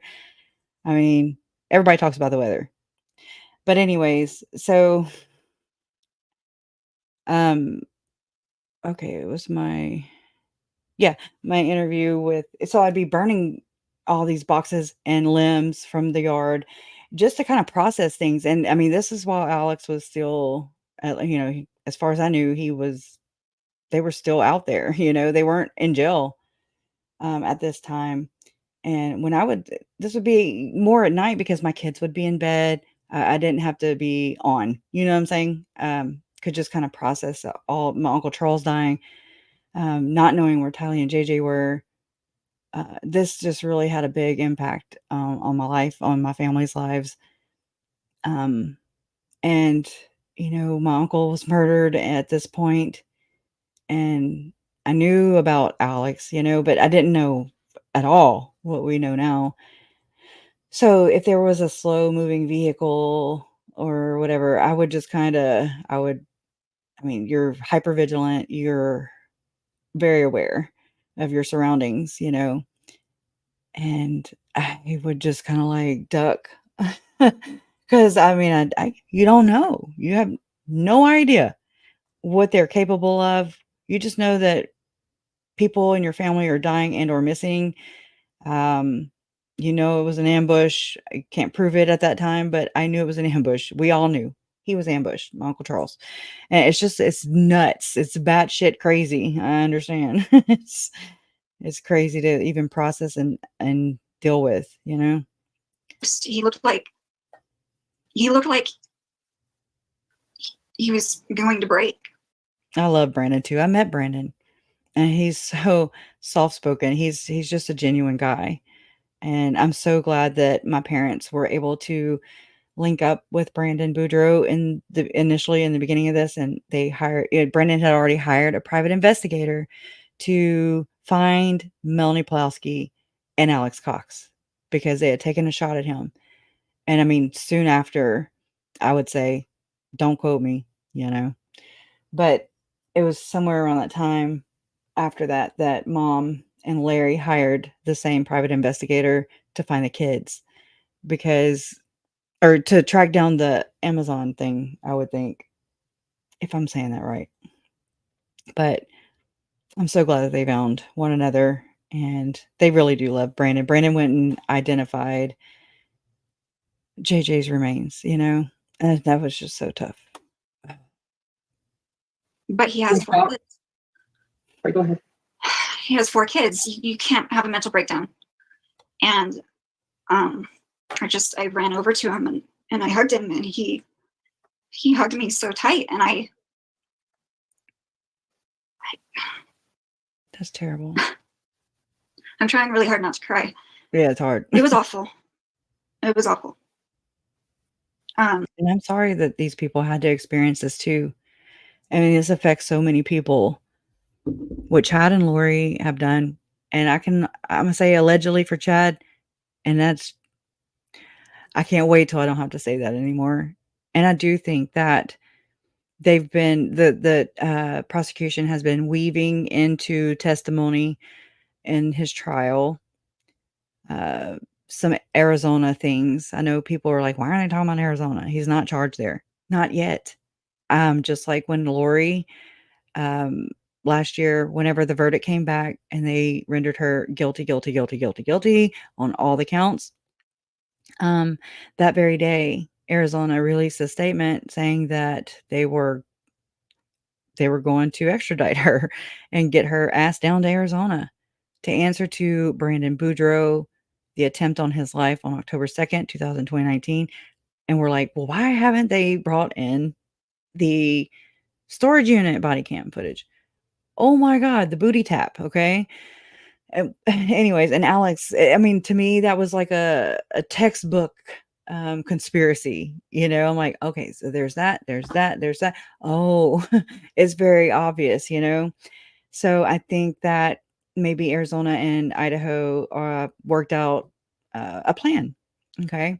And they're like, you go and then we'll go. And I really think that all the times John Pryor has said, well, is my client, being charged there, and, just gloating about that. And I'm just like, I wouldn't gloat so big on that one. I just really feel like this is on its way. I hope I'm right. This is the one time I really hope I'm right. I hope they nail his ass. I know it's at taxpayers' expense, you know what I'm saying? But they deserve justice too. Brandon deserves justice. Charles deserves justice too. So Arizona dropped the ball big time. Okay. And change is the best apology where I come from. Where, in my opinion, my belief system, change is the best apology. He flew out the next day, and With the and then it started, and then the horror started because Brandon's on the run, and with his children, he's on the run with his kids. We know why. I mean, Alex and Melanie Palowski were trying to obtain the 4 children at Brandon Boudreaux's parents' house. I'm gonna pull that clip up and we'll touch on that. Kids, I kind of told this to you, and it's not something I really talk about, but one of the hardest things for me in this situation is that I was really good friends with Melanie. And I want her to be innocent so badly, even still. And nobody wants to believe that somebody they know and love and or related to could do this, capable of all of this, killing your children, killing whatever the hell this is, sacrificing your children for whatever reason, your husband, your wife, your husband. And it was not going to stop, apparently, because I think the call that was revealed between Chad and Lori, the coded call, the jailhouse call, just it to me, it proves that it was not going to stop, because I think that they were still talking about hits. And there is another hitman allegedly that Summer Shiflett hung around with, and his name was Edgar. He was also on the Shmuel. He also had a Shmuel account too. I'll have to go into the Doomsday Facebook group. Leanne did a lot of research on that aspect of it, so I'll have to do a little more digging into that background, because I mean, there was a comment, and I don't remember exactly where it came from. It was the FOIA docs. Something about it was a conversation between Summer and Lori, and it went something like, he wouldn't have missed. Okay. So again, don't nail me to that, but it was something to that effect. I'll drop a link to the FOIA docs in the description box when I'm done with this. You can go look yourself. I don't believe she is. So to me, Melanie died too.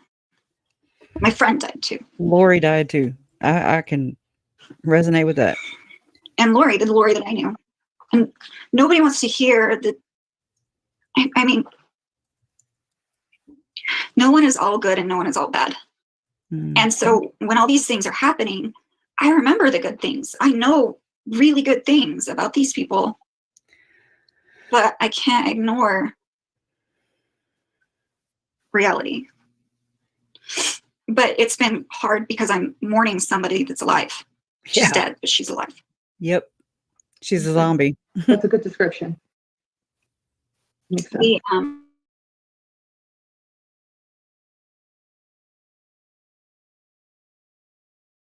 We're visiting mom, and my husband is here. That's why I had to call him. And I was like, I want your perspective, you know, in retrospect, what you felt like it was like for October, November, December, because I know for me, it was really scary and it was really intense. Yep. And he said that he didn't feel like it was quite as scary as I found it, which is fair. You know, we all have our own perspective, but people were really, really scared of Alex, especially after Tammy died. Mm-hmm. And Melanie and Alex and people like Melanie Gibb were watching our houses. Yeah. And Melanie showed up with Alex. Melanie Gibb? At my friend's house. Melanie Palowski. Okay, thank you. Melanie Palowski showed up with Alex. Yeah. To one of our friends' houses, who was so scared that she almost packed up and left. When was that? That was in October. Before or after Tammy died? Because Tammy died in October. I don't remember for sure. Okay. And that's when they were living in Rexburg then. So they came down to Arizona. Yeah. And they went over to your friend's house. Wow. Yeah. And sometimes it's hard to talk about this because there's so much that happened. Yeah. You know, to me, it's not a timeline. It's days life. And weeks and hours and minutes of things that were happening.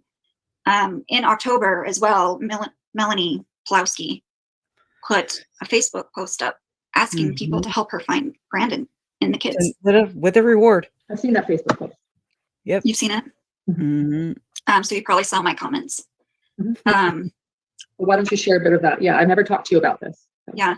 I, at that point, was convinced that Lori and Alex and Chad were behind the shooting of Brandon. And obviously Tammy's death. And by then, you know, we know that Tylee and JG are missing. For everyone to understand too, this is still before any of us knowing. Like nobody knew. Nobody. The media came out in December. We're talking right after Tammy's death. But we didn't know them. Like I didn't know her. And you know what I'm saying? So it's like we're way down here in Louisiana. They're over there in Arizona, Utah, Idaho, Hawaii, Texas, some of them, you know, I mean, some of this goes to Texas because Uncle Charles had moved to Houston. So, I mean, it's just, you're trying to put all this together, you know, Charles is murdered, but it just seemed to be cut and dry, you know, like that was just going to be, it wasn't going to continue. You know what I'm saying? It wasn't like the zombie killing, whatever the hell, escapade. I don't even know what to call it. Right. You guys, there's stuff happening. You guys are all talking to Information Hub. So, okay, go ahead. People just kept dying. People kept dying and nobody did anything about it. And you knew that Tylee and JJ were missing too. Did you guys think that they were, did you guys think the worst? I would kind of both. We knew they were capable of murder, but they're kids.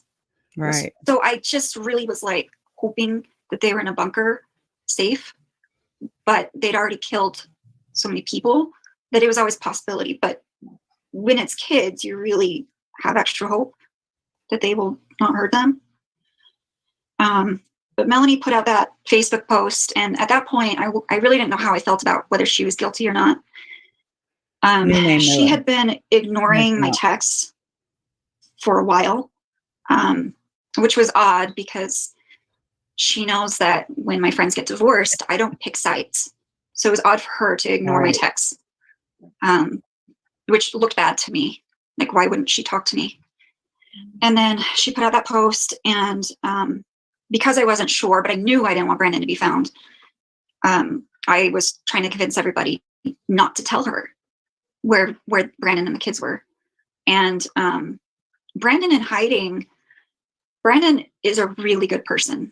And I don't think he could have survived if he wasn't, because he had so many people helping him.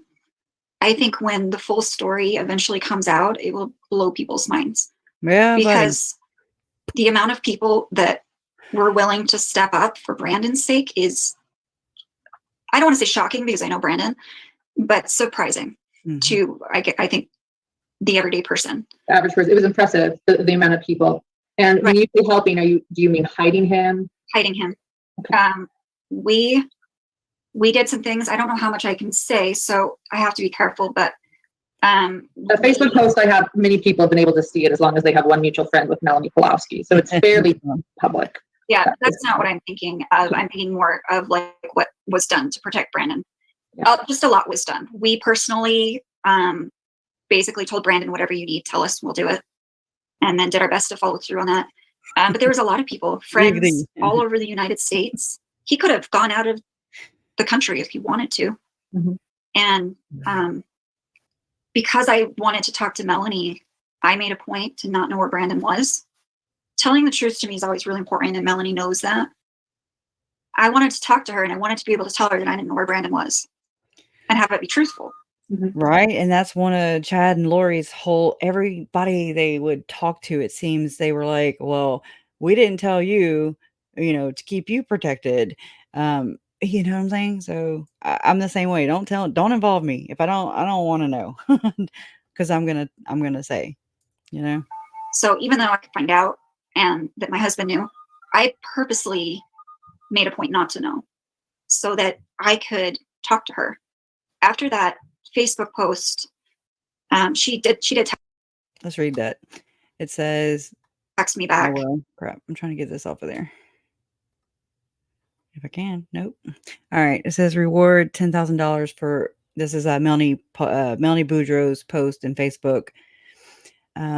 Reward $10,000 for location of my family. Please help. My ex-husband, Brandon Boudreaux, and 4 beautiful children have been missing. Tylee and JJ were missing too. So we had a court mediation agreement that was broken October 16th when he began hiding with our children. And he has not taken them to school since October 15th. So they have now been unenrolled due to truancy agency, unexcused absences. I've talked to a few of his friends who shared they have not seen him and can't get a hold of him. Police will not help because it was in Maricopa County and only the courts will deal with this case. And all I am told I can do is file in court.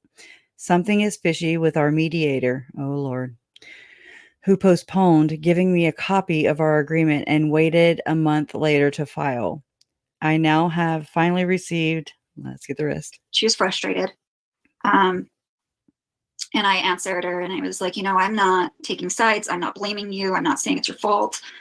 I just think it's a really bad idea to say where somebody is. Okay, so the rest of it says,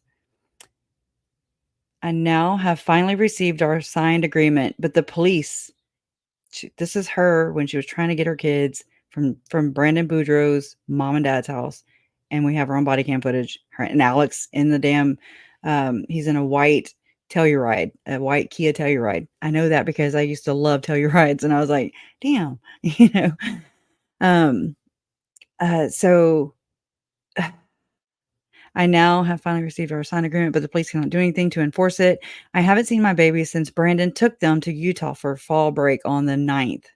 So this would be November 9th is most likely, or maybe October 9th. No, I don't know. I have exhausted all my resources, and now, while feeling my children could be in danger, I feel I should ask for help on here. They've got a shooter after them. Regardless, What month is this? November. Tammy's been November is when she said, okay, Brandon and I were married 11 years. killed. The children have been killed. We know now. You didn't know then, but we know now. And Charles has been killed. So everyone at this point. Okay. So I actually get to said the to top. her, I was like, Melanie, you don't even know if you're safe. What makes you think that you are going to be in her? I was like, Melanie, you don't even know if you're safe. Okay, I'll try and read what I can on here. Brandon and I were married 11 years. Things were hard with him, traveling more than he was home while we had small babes. But I felt like we were happy little family. We were a happy little family who could work through anything. Last fall, many things started to come to light. Many people came forward warning me. Many people came forward warning me to be aware that Brandon might not be the person I thought he was. Chad? I didn't want to hear that, but for the next several months, I decided I wish I could read the rest of that. What makes you think that you are going to be an exception? You've got to step away from these people. And And so this is the cognitive dissonance, I believe, that Megan Connor pointed out to me last night, and I was just like, wow. So she just didn't feel the way I felt about the situation. We ended up talking for hours about the situation. I wanted her to tell me her side, and I really wanted her to be innocent, and I really felt like she talked to Melanie. Is that what I'm getting? About the situation. What makes you think that you are going to be an exception? I guess she's talking about Melanie Palowski. Step away from these people, and she just didn't feel the way I felt about the situation. We ended up talking for hours about the situation. I wanted her to tell me her side, and I really wanted her to be innocent, and I really felt like Brandon could be telling the truth, and Melanie could be telling the truth. Right. To some degree. She got married. Alex got married. Melanie and David got married. The people at the office stopped going in. A lot of them stopped going in. I think I really do kind of think that they all coupled up. That was part of the plan. So they weren't very smart, right? And we know that when children are involved, that couples can testify against one another. Okay, so we know that, but maybe they didn't, because they were committing these things everywhere. Like Utah, Idaho, Arizona. I don't know what it's like. The laws are like, So just for them to all get married, Melanie, Ian, Alex, Zalema, Melanie, Gibb, and David Warwick, Lori and Chad. Who else? Jason Mal had married Nikki Wood. Okay. I was like, I wonder if she's related to Rob Wood. Anyways, they had gotten married in 2017, I believe. I know that's way before, but still, you just kind of look at the grand picture. It's crazy. Zach had left with his dad a while before, which was good, because I think Zach and his dad would not have survived. And we're talking about Zach and Adam Cox. Yeah, I don't think. And I asked my husband earlier, I said, do you think, like I do, that they would have taken them out? And he said, absolutely. And the main reason I think that is because in the video where the cops are talking to Lori, and she says, my brother's trying to kill me, and she's referencing Adam. Right. Right. This is the body cam. Well, wait, is she talking about? This must be the body cam footage that was just released, though. Detective Ron Ball going into Lori's apartment, right? That's where she's like, my other brother's trying to, they're trying to kill me for my $2 million life insurance policy, is I think what she says. I don't know. What do we know about Lori? Everything that she accuses someone else of doing, she is always doing. Projector, right? Project much? If she's accusing Adam of trying to kill her, I am positive Yep. she was going after him. Yeah, and in that same body cam footage, she also said that Kay wanted insurance money or something, which, right, again, projection. Right. So, yeah, well said. Her brother's trying to kill her. Interesting. Right. What does that mean? Yeah, I really think had the media not stepped in especially, I don't think that the authorities did a whole lot. None of us felt safe. Right. To the point that some people wouldn't even go to work anymore. My mom carried a pistol around in her house. Every room she would bring her pistol with her. I remember one time I went to go get a bowl out of the cabinet, at my mom and Larry's, and I, reached up. I mean, this is not, they don't have little kids running around, I mean, all our kids are mostly grown, and we teach them about gun safety, you know what I mean? Not to touch guns. But I reached up and there was a gun, and I was like, oh, okay, well, there's that. So, I mean, I kind of understand. That's got to be terrorizing, like frightening as all get out. And I feel it makes me angry that Chad and Lori instilled so much fear in my family and my mama. You know what I'm saying? Like, oh, hell no. They were afraid that Alex would show up and shoot everybody in the office. Some people wouldn't even go. And at this time, while everyone is so fearful of Alex, It's like Ervil LeBaron, 2019. Melanie is hanging out with Alex and visiting friends And with Alex. Showing people's houses. With Alex. And when she went to that friend's house, it was that October also. Did we hear that? So we said October, so that means every death. JJ and Tylee have been killed.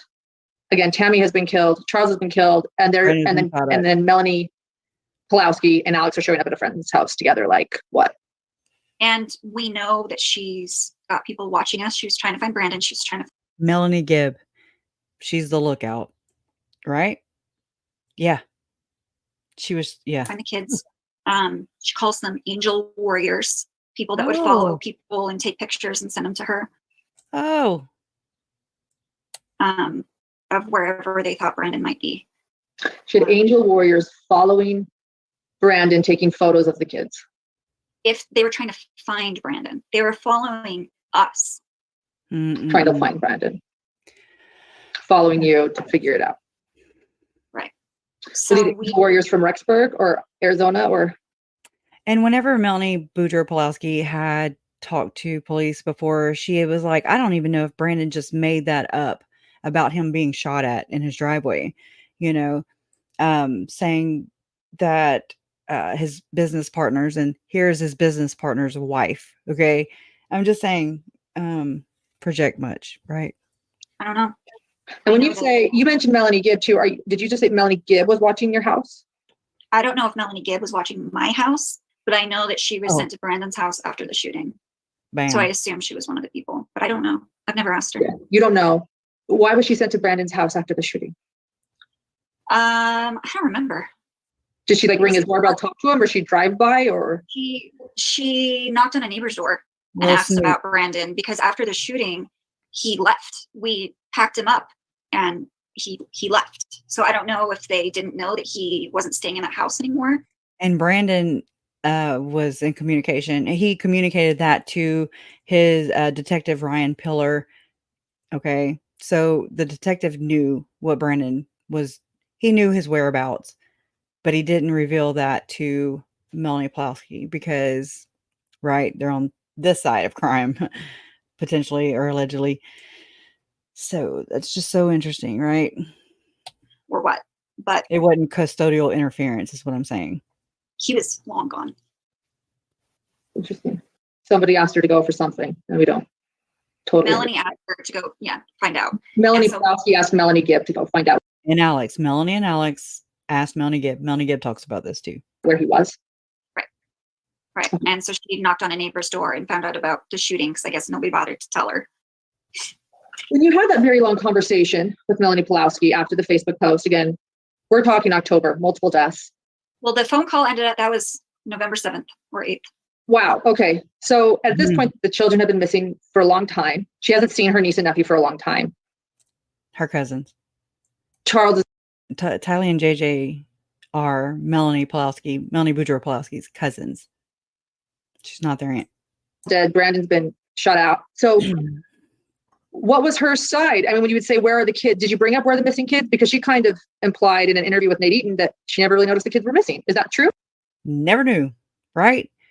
Again, all those times, all those people, when they saw Tylee's Jeep, but yet Tylee is supposed to be at BYU. There's a big old Jeep sitting in the driveway, in the garage, perhaps, maybe in the back parking. I don't know the apartment layout, but there's a Jeep. Is she walking everywhere? She basically said a lot of what her family said to the news, that she didn't know, but she trusted Lori and she believed that they were okay, which I don't think is true. I don't think that's accurate. I think that's what she told me. But that is what she said. Okay. And that was her story with you. That was her story. Okay. It wasn't until the media got involved and Alex died. That was the first time in 2 or 3 months that we felt safe. Yes, 100%. That's the first time that I stopped. But I remember telling this to my mom. I said, what about the rest of them? Because I asked my mom, are you scared? Are you okay? You know, and she was like, my mom said, no, their hitman is dead, Alex, you know? And my parents were very sad that Alex died, and not because they liked the dude. I mean, he's a huge piece of this puzzle, you know, just like I feel the same way about Emerald Ballard. He's a huge piece of this puzzle that is now dead. And so those secrets are buried, you know? Double checking. Oh, and I was like, what about the rest of them? Because I didn't know what this cult consisted of. I mean, I don't know. At that point in time, nobody knew. And it just is interesting how far and wide and high up this goes. All my windows locked. Are all my blinds closed? Is anybody following me? Is there somebody on my street? Driving slow? We could finally breathe. People felt like they could go back to work. I hadn't let my kids go to anybody's houses or let anybody come over, just because it felt wrong. You know, if I didn't know if we were safe, I was not going to put anybody in danger. Yep. So we were just unavailable, and I just didn't give a reason why. So my kids didn't go anywhere. Nobody came over, except people that were already in the thick of it. We would all hang out together. Like the Yules, okay? Brandon and, I don't remember her name.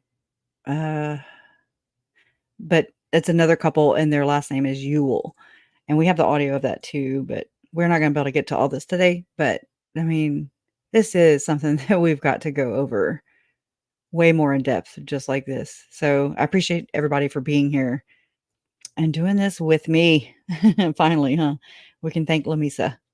Probably getting even closer going through this. Yeah. Yeah.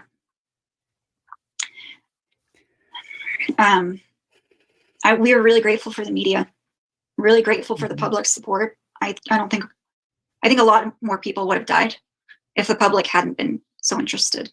Absolutely. What was it that finally took the media to say, okay, was it the welfare check in Rexburg with Kay? Because you guys were talking to Kay, right? You, as I recall, Kay said that she was communicating with Brandon about Tammy's death, right? They called and said, Tammy's dead.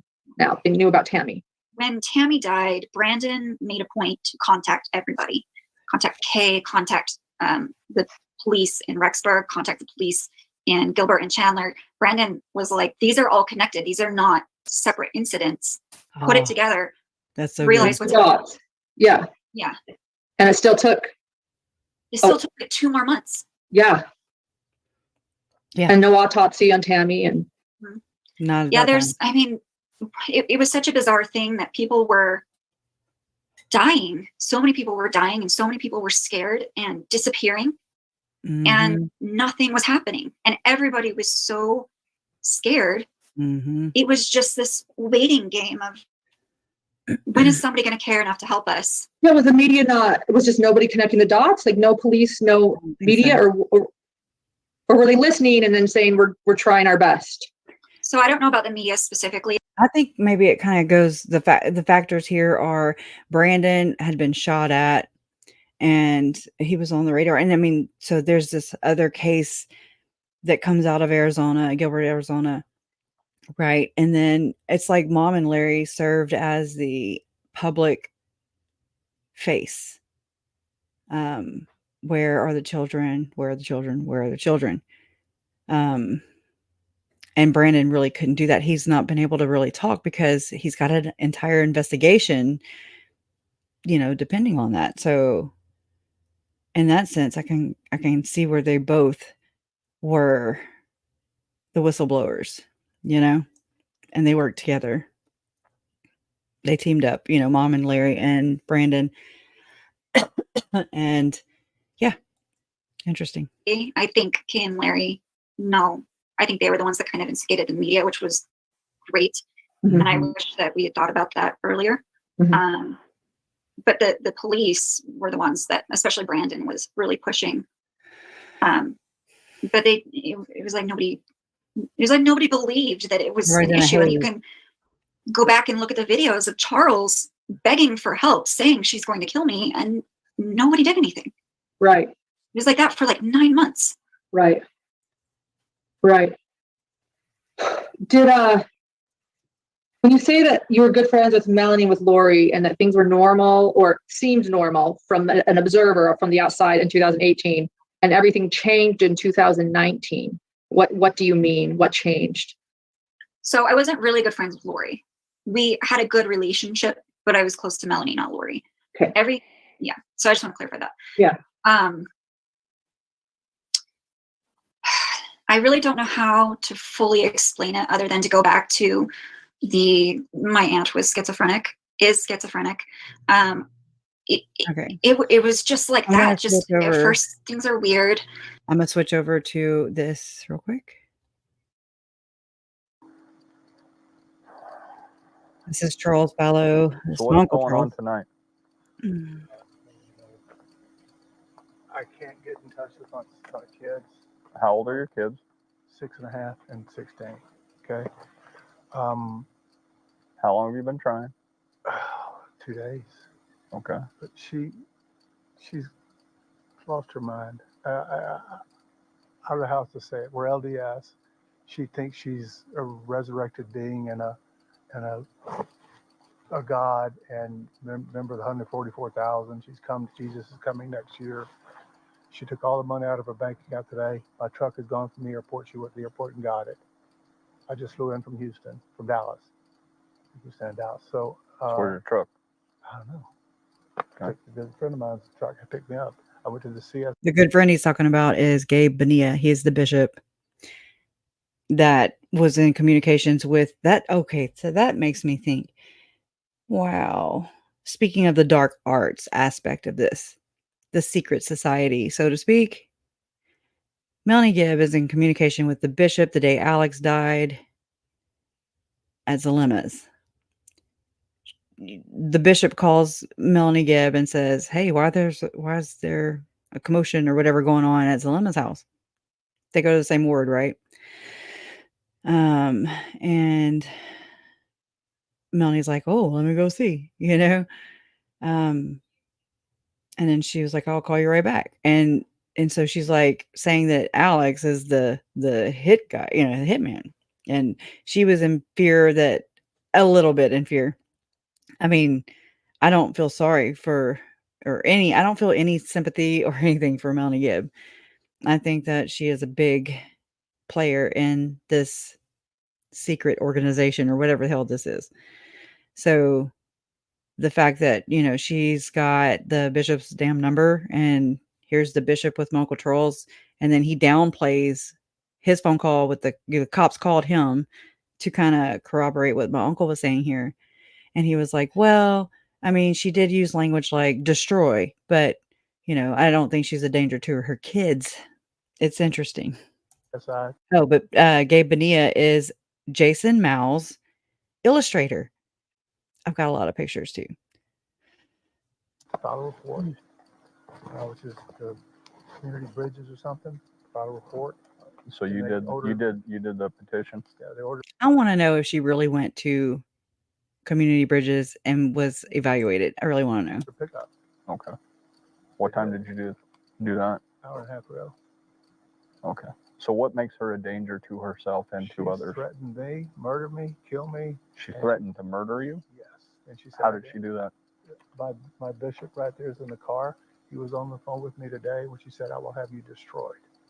Is what she said there. Okay, that's not a threat to kill you. Yeah, it is. He just broke it down into semantics. Okay. Yeah. Destroy and murder are the same, Mr. Officer. Yesterday was a threat to kill me. The day Okay. before, What was a threat to what murder did she say yesterday? She said, you're not Charles. I don't know who you are, what you did with Charles, but I can murder you now with my powers. Okay. Okay? All right. Says I'm gonna kill you too. Yesterday was I'm So gonna she's kill. speaking as a spiritual being. She's not here. She Okay. lost her reality. Is this Yeah, just buddy. all recent, or has it been going on? It's been going on for about 4 or 5 years. It's gotten really, really bad lately. She goes to the temple every day and speaks with Moroni and Jesus Christ. And they tell her what to do. And now she came to her today, and last couple of days she says, I'm not Charles. You're not Charles. You're Nick Schneider. Okay. So that's freaking sad to even watch. So now I'm going to switch to this one. This is Brandon I watched Boudreaux. them come around the corner. And What do you so- mean coming around the corner? Coming around the corner where? So I drove up there. I drove Okay. this street. Gotcha. made a right, went Hold a on, little I'm trying to further, get out of here. Parked by, there's a park right there. So he went northbound on that Northbound. street. Turned right, and I watched him turn right down here, and I knew there was only one way out of this neighborhood. Okay. It was on Pecos and Wrecker, so I told that to the dispatcher. Okay, so he was on Wrecker. He went, but you don't know if he went onto Pecos. You just know Wrecker Road. He didn't get on Wrecker. He stayed on this, and he came out on. He had to have gone out on Pecos because that's the only way. Oh, he stayed in the neighborhood. He did not go out to Wrecker. I got you covered. Okay.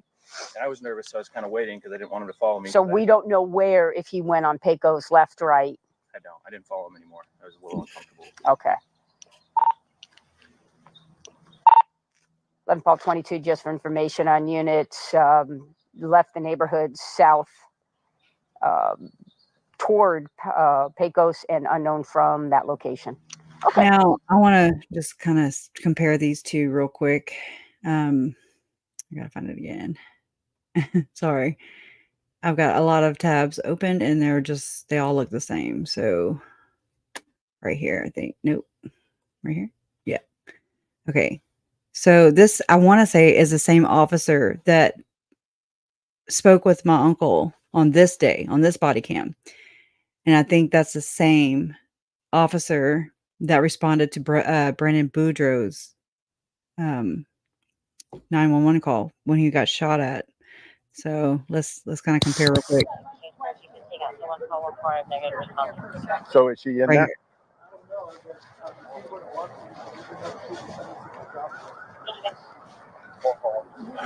What's going on? Why is she here and you're not here, or are you staying here with her?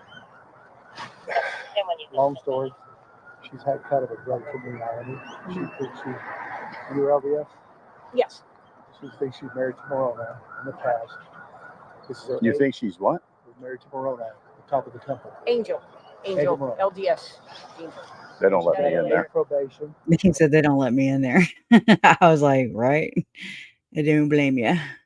Okay, so I just kind of wanted to compare the two, just to kind of see if it's the same voice. And I think it is the same So it lady. was really loud, so that's why I didn't. Uh-huh. BB gun. So we're back to Brandon's now. Well, let's look. So you were just pulling into the driveway. They were sitting here. Yeah, so I was. So were they facing then west? Because if they opened the back. Yeah, he opened the back, and there had been two people, I think. 'cause Okay. They were parked right here. Right, facing that He way. did think that there were two people. Gotcha. Okay. I never knew that. I was always I'm like, I just think it was Alex, because now this is another important aspect of this, right? Because they say past history dictates future behavior. And so, okay, think about this. If Lori and Chad are behind this, Lori was married to Joe Ryan. Then they divorced. and that's Tylee's father. Colby's last name, he was adopted, or they changed his last name. This happened to me too. I wasn't adopted, but my stepdad they changed my name, so my name matched my stepdad's. Okay, you see what I'm saying? So I kind of understand that too. Well, so okay, Joe Ryan goes for a custody exchange. Okay, they would go to this place where Lori would have to drop Tylee off, and then Joe would pick her up, just so the parents don't have to even see each other. And at that child exchange, I forget the details right away, but the important part of this, as something that it's repeating itself, right, is that Alex attacked Joe Ryan with the taser gun, the stun gun. And that was at a kid exchange. Well, if you fast forward to July 11th, 2019, Charles was there to pick JJ up, another kid exchange. Okay. Can you fast forward to Brandon Boudreaux and Melanie Gibb, the day Brandon Boudreaux was shot at? A kid exchange. Right after a kid exchange. You kind of see the pattern there. So for what it's worth, that's something that I kind of gleaned from all that.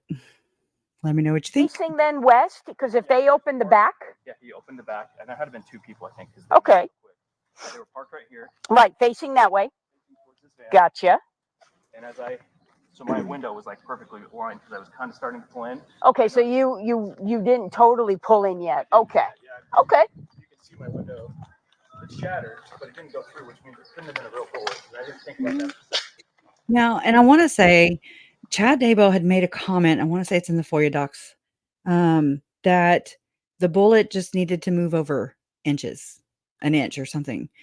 Okay, just like Chad Daybell made the comment about my uncle. So he's made a comment about how the bullet needed to be, moved by an inch or so for Brandon. And with Charles, he said, this is when him and Lori were exchanging the text about the life insurance. Okay. And he said, he mentioned something about my Uncle Charles having 2 bullets in his chest. That's before he had 2 bullets in his chest. They were talking about, it was Ned Snyder that, whatever. That's some stupid shit. Oh. Whoa, hello. Is that who's? Okay, I'm like, what the heck? Yeah, oh wow, I didn't see that. Yeah. Is this going to shut on me if I get close? No. Okay.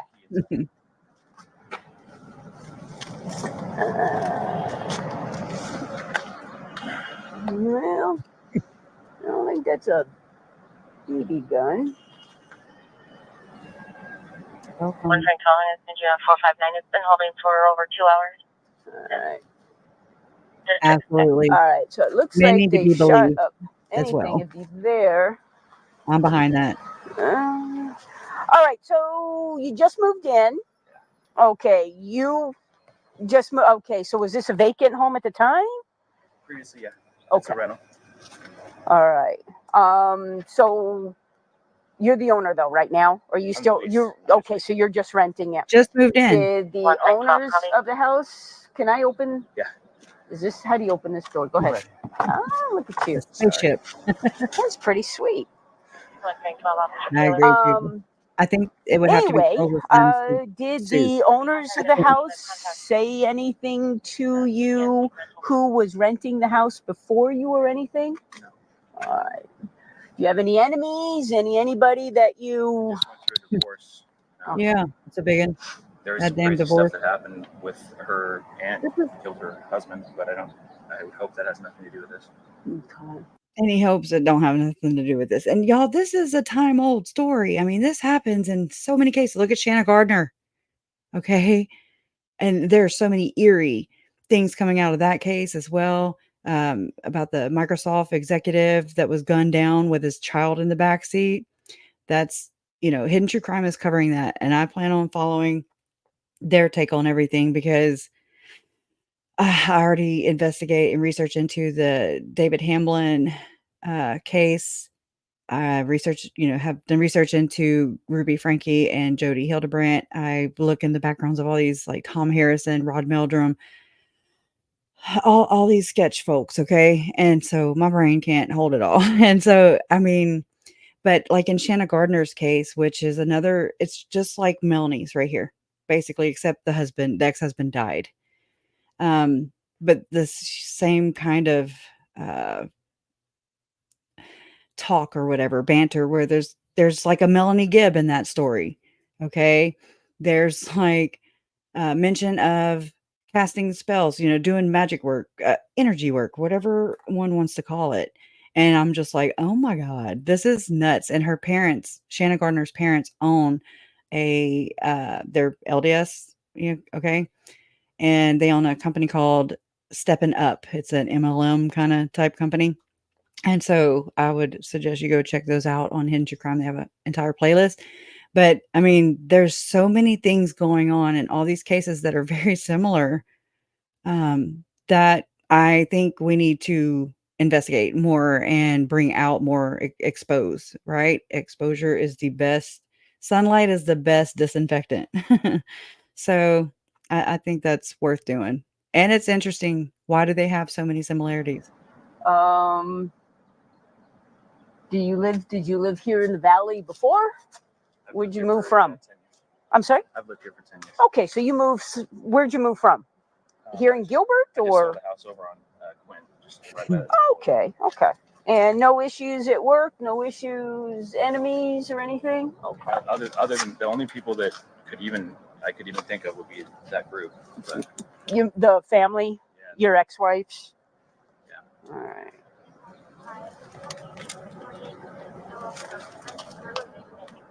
Mhm. Yeah. So many It's kind of weird. similarities. It is kinda weird. All right, let me grab my camera and get some pictures. All right, so you were coming here. Did it look like a long rifle? Did it look like a rifle type? Yeah, it looked like a rifle or something. Like there was a muzzle. There was like some kind of a muzzle thing on it. Mm-hmm. A hopper? And they just Looking lifted thing? up the back gate and shot. Okay. So they were shooting this way. Okay. All right. I actually have a clip that was on, I wanna say, a Dateline or something like that, and I remember sharing it before they, like, copyrighted me, and, I think if I'm gonna try and find that. We're gonna go probably, I don't wanna make it too long, but oh my god, it's been needing to be explored over and over again, but at least get into it and stay on it, and I mean, I plan on doing that, so tell your friends. Well, this won't be the only time. So now, with Chad's case coming to uh, conclusion here soon, then we'll focus on Arizona, right? And we'll have 2 down and 2 to go. So we'll be at the halfway marker. Yay, right? And I do appreciate y'all for, just following these cases, learning everything you can. A lot of you research into the background. Some of y'all know firsthand how this kind of goes. And, I just want to say thank you. I'm going to try and find that clip. And all this place.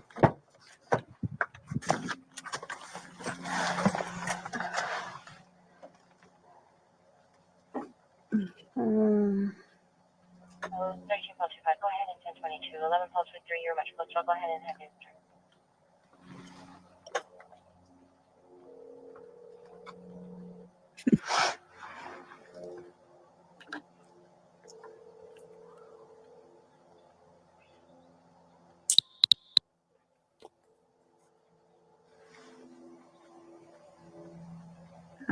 Okay.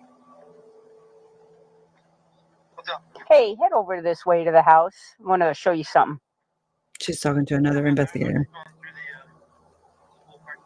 Yeah, I think it might be adults. But yeah, I think this might be a real gun too. Not So were sure. they I just thinking want it to was show you real dead quick. too? because she said we're thinking it might be adults. You know, I mean, this kind of goes and correlates a little bit with what Chad was trying to tell Tammy.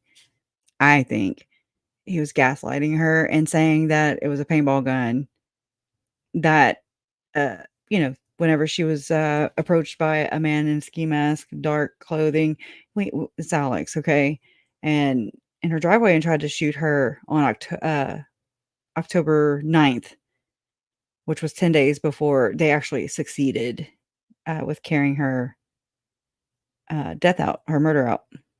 But let me play that again. Yeah, I think this might be a real gun too. Not sure. I just want to show you real quick. Let me go Way to the house. I want to show you something. Yeah, I think it might be adults. But yeah, I think this might be a real gun too. Not sure. I just want to show you real quick. Right here, right in the street here. How about this? How about this is a safe way to maybe change the thinking of police officers? Whenever there is a report, a 911 call, let's believe that it is a real gun, right? Because I mean, even just doing the hand signs, hand gestures like that, like a pew pew, I mean, you can get in trouble for that. They put orange tips on the ends of guns and things so people know that they're play guns, right? But I mean, let's just approach them all as if they are real guns, and that way we take them seriously, I mean, all you gotta do is filter through that one thing and then go from there, investigate it as if it's not a kid, as if it is an assailant, and go from there. That to me is just a safe way to go. On Phelps. He was heading westbound, just about to drive into his driveway. And the green Jeep was parked right here on the side, right next to his house, just west of the house, facing west. And whoever was in the back opened up the back of the Jeep Wrangler, the little If there are two, door in the back, whatever you want to call it, the flip thing, and shot one. So the guy didn't make it into his driveway. It shot and it actually hit the driver's window, blew out the window. Gun. And so the guy got scared and kept driving westbound. And then as he's round the corner, that's when the Jeep Wrangler took off, kind of circled in the neighborhood, and then headed toward Pecos. Don't know where. Okay, So, and then I'm gonna take some pictures. Okay, bye. And this is worth the mention. So let me share this real quick. It's kind of blurry. It's old screenshot here, but this is Jason Mal, and he's looking for recommendations on July 12th, 2019, the day my uncle was shot at, not Brandon, but I'm sorry, the day my uncle was murdered, the day after. This is the day I found out that Charles was murdered. Okay. Whew. My life has never looked the same ever since, but he is looking to buy a used Jeep 4-door Wrangler. Anyone know a guy? I'm just saying. That's just one of those things. There's other ones, but I just happened to run across that one right now, so that's why I'm sharing it with you. Let's get back to business here.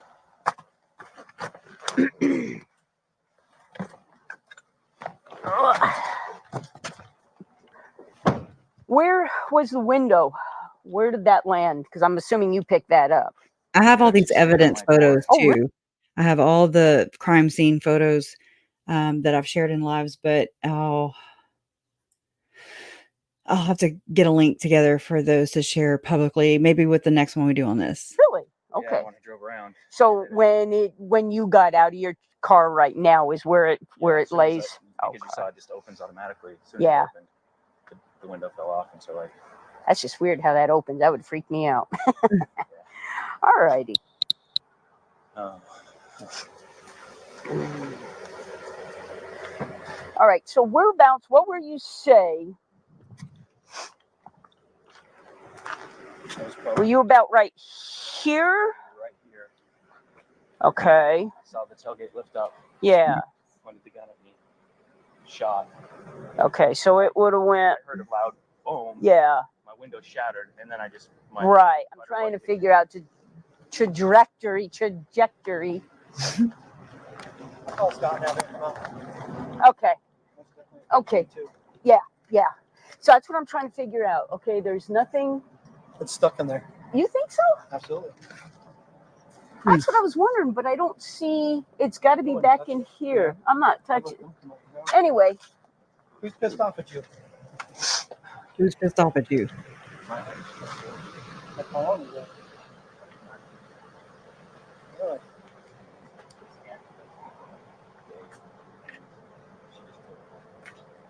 Who just killed her husband? Lori? They claim self-defense. He died at their house. He's in jail. They think I'm involved in it. Contact at 103 Charles Lobby.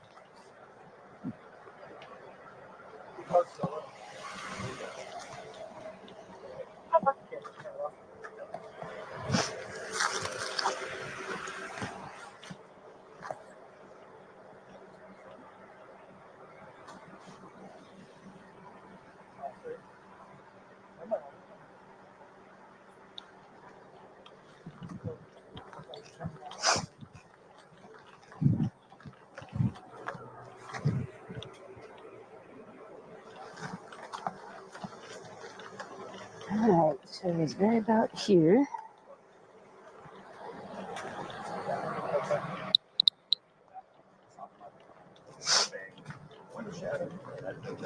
Okay. You guys want to go just right over here for just a sec? Let me get some pictures real quick. Where were you on the car? No, like in the street.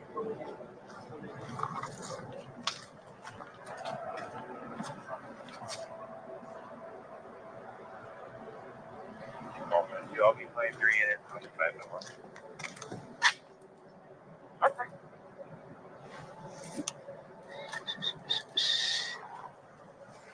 So, the attempt on Brandon's life occurred October 2nd. The Jeep that his would-be killer was driving was registered to Vallow, but we know that Tylee Ryan was the driver, right? Brandon was about to pull into his driveway when he saw a gun with a silencer poke out of the Jeep's window. He said he heard a gunshot as his driver's side window shattered. So, Now, the green you're talking about, are we talking that Here type we of go. green? Like a hunter green? Like a pukey green. here we go with the color wheel. That's kind of more of a pukey green. Are we talking a chartreuse? I know it sounds like got a gazillion colors, green. Let me just try and find on my nest. Look at your nest. But see, Brandon was he was How fantastic. giving Charles Do you have insurance quote for the Is Jeep. that your car registered to you? That's how The driver that or your information was registration? sent to Okay, I'll just get Jeep. all your information off of that real fast.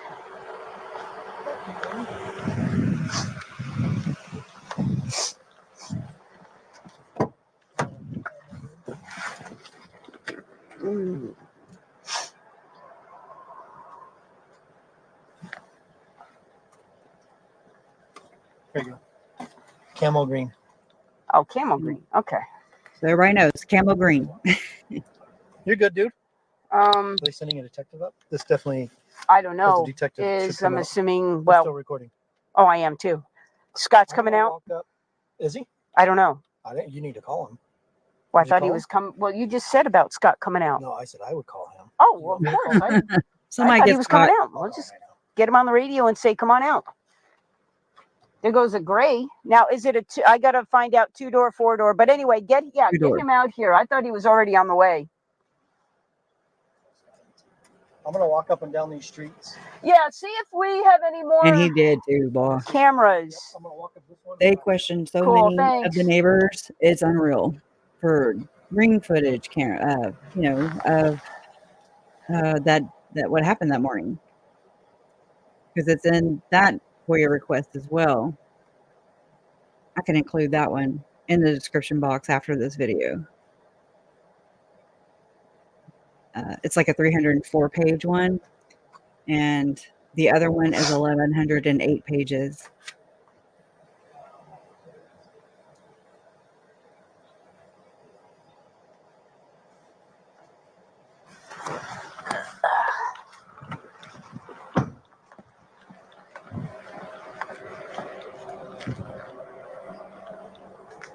Are you Brandon? All right, cool.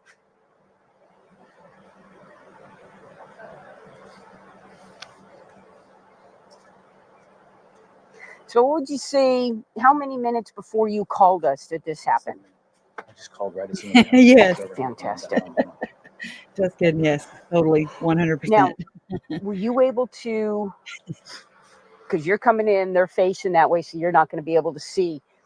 When they passed you, when you were parked, would you able to see any description of these people? Is it a guy, a girl, anything? Okay. I was trying to make sure I had enough distance in case they shot at me. Okay. Okay. So afterwards, okay. And you said you saw, when you saw, you could see the barrel. You think it was a long rifle, not a handgun? Yeah, and it had like some kind of like a silencer or something on it. Okay. Baffled. That's why it's like maybe it wasn't a Yeah, gun because but it was so loud. Making. Okay. Can I sit down? Sure. Do you have I was going to say, do you have a chair or something that we can get you? I have some chairs. I just want to sit down. Okay, sure, no problem at all. It's kind of hit me, you know. Oh, Is he's there anybody else processing now, here? Are poor you thing. the only person that lives here? Is there anybody here that? My kids live here with me. Okay, no other adults. That's Okay, is there somebody we terrible. can call to come here to be with you? Yeah, in a minute. Okay, you go ahead and you take your time, whatever you need. Okay, can I get you a bottle of water?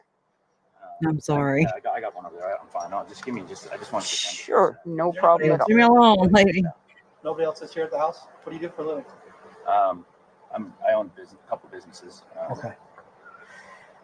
I have that 74-page Mesa, Arizona document as well.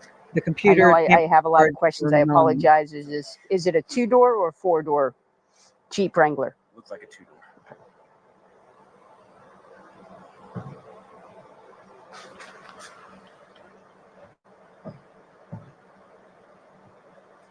So this is the Jeep. I'll go ahead and pull this up.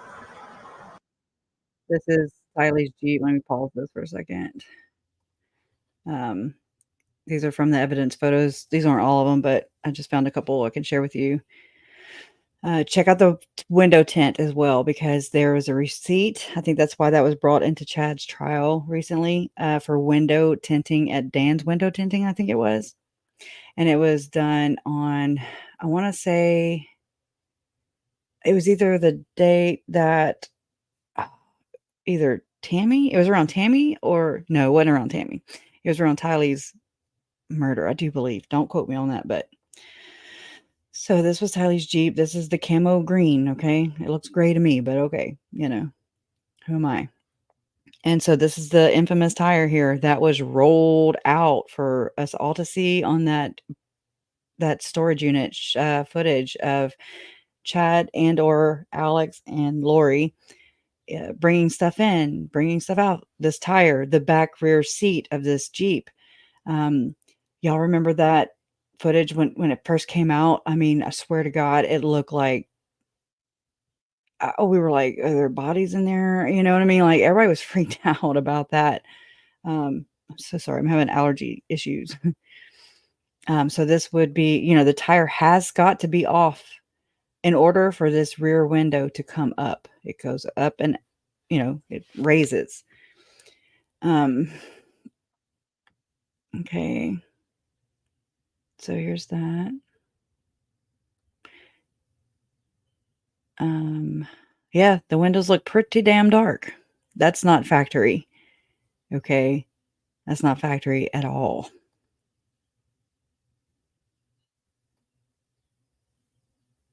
Mm-mm-mm.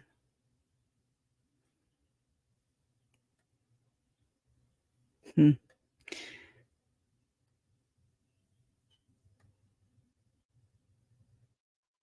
Look, it had a, I want to say, is that Texas inspection sticker or something? I don't know.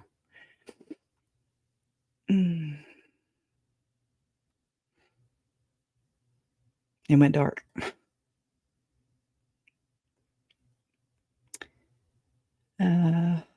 It's just poor baby, man. Just all of them. I feel so bad for all of them. I'm so glad that Brandon survived. He lived, you know.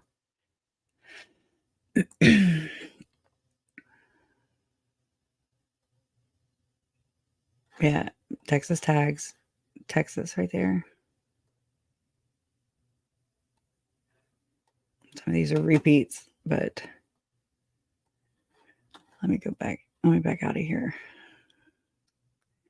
Okay, we were at the end, but oh. Okay, yeah. They look different. There's a storage unit, a screenshot. 10/3/2019. This is the Nissan Rouge that Lori was driving. Nissan Rogue. They call it a Rouge sometimes, and I'm like, because they misspell it. But it's a damn Rogue, and that was given to Colby. Okay, that's nuts. This I remember this from early on in the case, and so I had. Hold on, let me find it.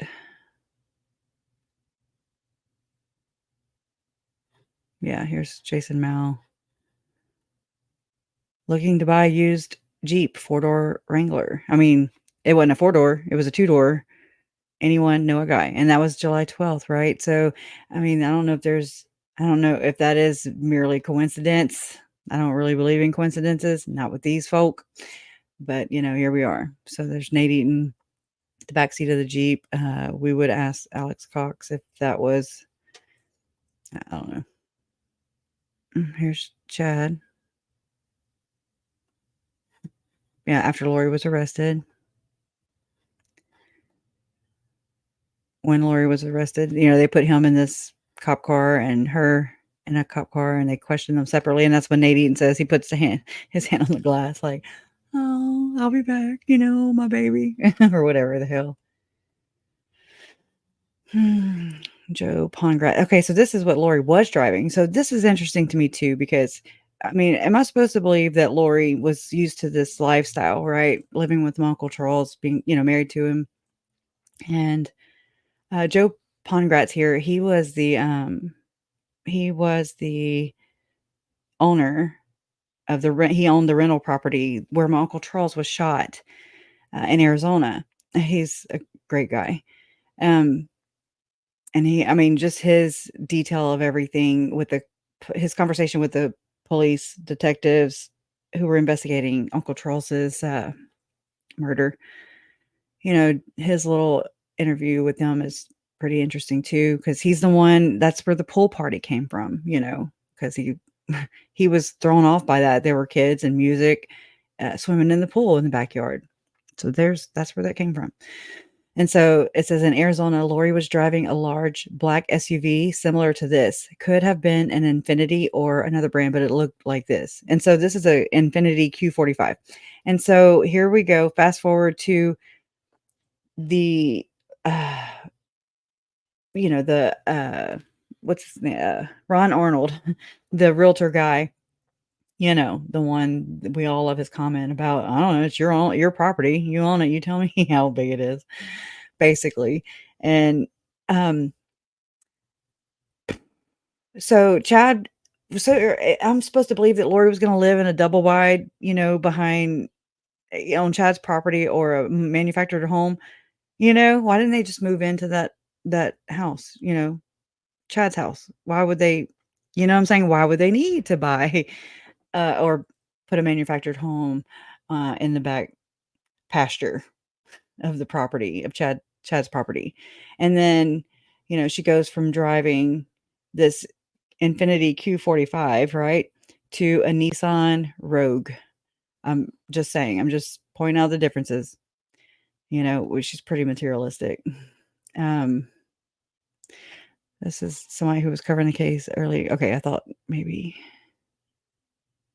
Oh, he was looking into the incorporation aspect of it. I appreciate that too. According to the police report, Alex Cox, Lori Vallow, and Chad Daybell prepared to murder Brandon Boudreaux by tinting the windows of the Jeep Wrangler, removing the back seat and the back wheel, and placing them in a rented storage unit in Rexburg, Idaho. Justin Lum. I want to say these are details into. It's just hard to read.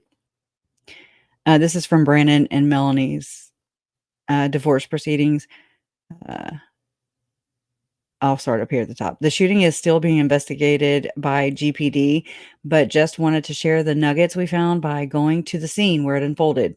He did like Justin Lum did like what do you call that? um, oh my God, I can't think of the word. Kind of like a rundown of how it would have looked, how it could have looked, by the description by Brandon, you know? So on October 2nd, I'm sorry. Note, security video was hard to find. Majority of homes didn't have cameras. Many Arizona residents carry firearms to defend their property. And by that comment just now, I don't blame y'all. On October 2nd, 2019, father left his home at approximately 7:20 a.m. to drop the older children off at school and exchange the younger children with mother. After the exchange, instead of immediately returning home to work, father went to the gym he was there with a couple of his business partners. Okay. How Melanie Palowski is like, I don't know, one of his business partners could be behind the shooting, right? Projection. Okay. It says, he did not, and did not arrive back at his home until approximately 9:13 a.m. Upon father's return to his home, a vehicle was parked out front of father's residence. And when father passed the vehicle, the individual inside of the vehicle fired a shot towards the driver's front window of father's vehicle, hitting the vehicle just inches above father's head and shattering his window. And now I don't have this in its entirety right now, but we will. Eyewitnesses at the scene placed a Jeep with Texas plates pulling up shortly after father left with the children. So eyewitnesses. Father knows that mother had given a watch with GPS tracking on it to the party's son, Braxton. Father notes that no one else would have, and I'm just going to say the address because he had just moved into it. All right. So let's see what else. Let's see what this one says. Boudreaux told investigators that he left the home around 7:25 a.m. with his 4 children, and when he returned around 9:14 a.m., he saw the rear window of the Jeep open. Boudreaux said he saw the barrel of a gun pointed at him, and the gun was fired. The bullet struck the door frame on the front driver's side of Boudreaux's Tesla. Quote, eyewitnesses' accounts confirmed that a dark-colored Jeep Wrangler with a Texas license plate, dark tinted windows, and no wheel attached to the rear was idling on the wrong side of the street immediately west of Brandon's direction. That's directly quoted from the police report. Based on evidence obtained during the investigation, police believe Alex Cox, Lori Daybell's brother, and Palowski's uncle, and Chad Daybell's soon-to-be brother-in-law, right, was driving a green Jeep Wrangler from Rexburg, Idaho, fired a single shot at Boudreaux and missed. Cox then drove back to Idaho. And y'all, it shows that him and Chad were on the phone like a lot during that. Cox then drove back to Idaho. He has been unable to face charges since he died on December 12th, 2019 at his home in Arizona for what the coroner said were natural causes. Right. So let's see.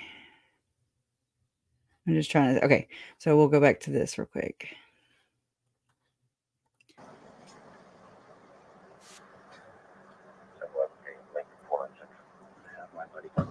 Sure. I want to go a little more, or let me know. We'll go to 3 hours. It's 2 hours and 48 now.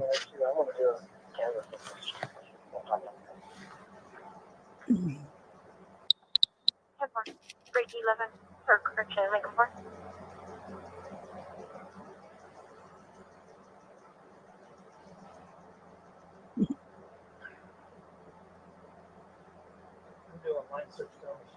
Okay. 11:41. Okay. When you went, huh?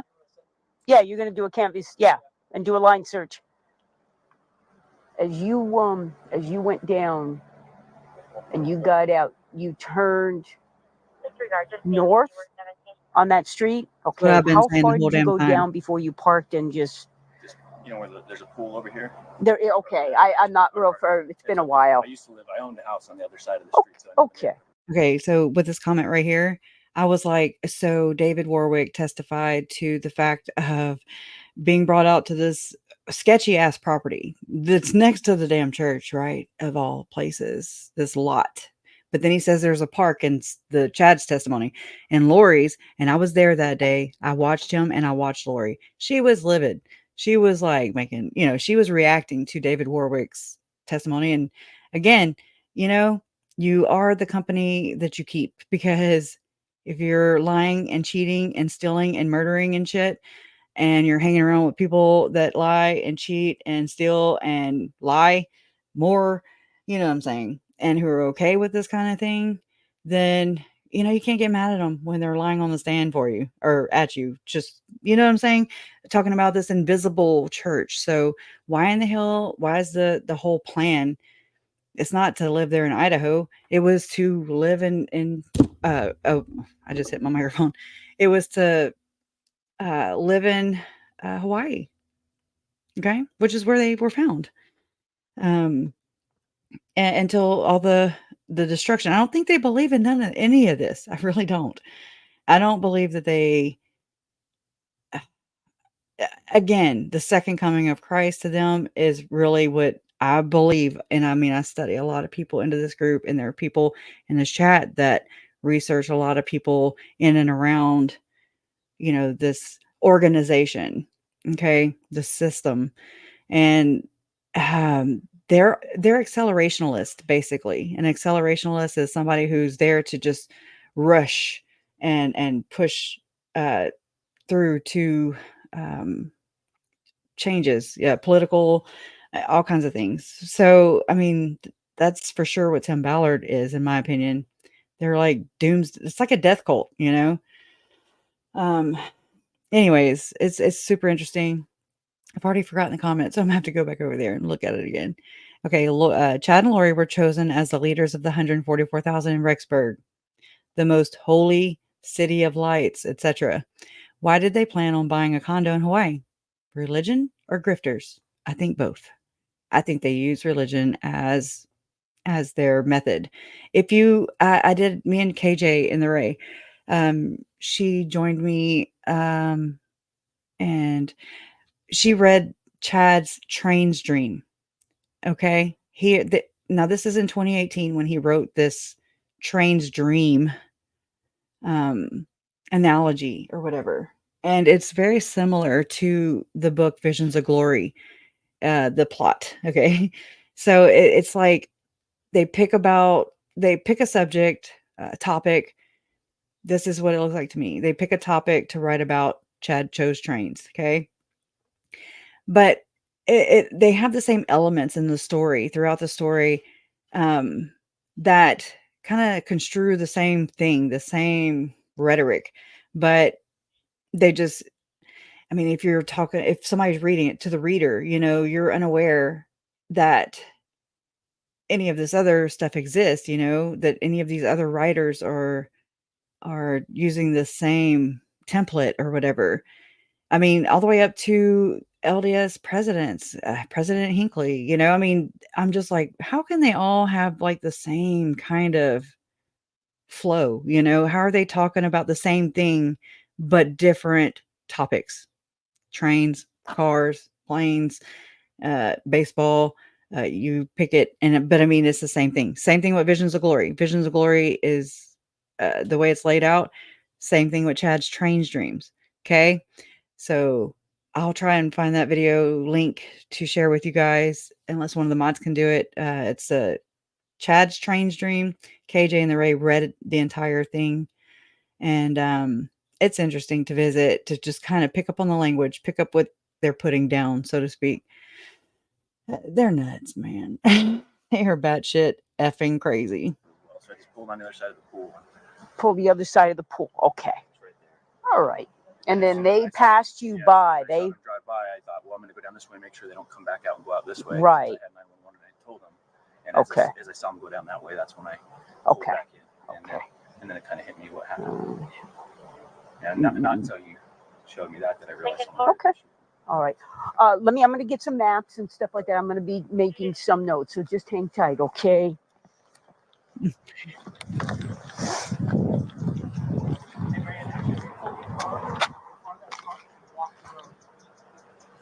The GMC?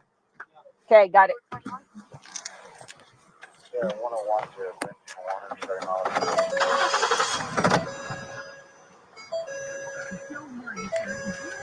Okay, so I just found this too. So I'll read it real quick. It's an excerpt from the FOIA docs. It says on 11/4/2019, at approximately 0800 hours, Detective Hermosillo contacted me to advise me the Jeep Wrangler had been located in the parking lot of the, I'm going to say apartments where it's blanked out, but of the apartment. Let me pull it up and show you. In the parking lot of the apartments in Rexburg. The vehicle was towed from the scene, but no contact with anyone was made to provide the search warrant to.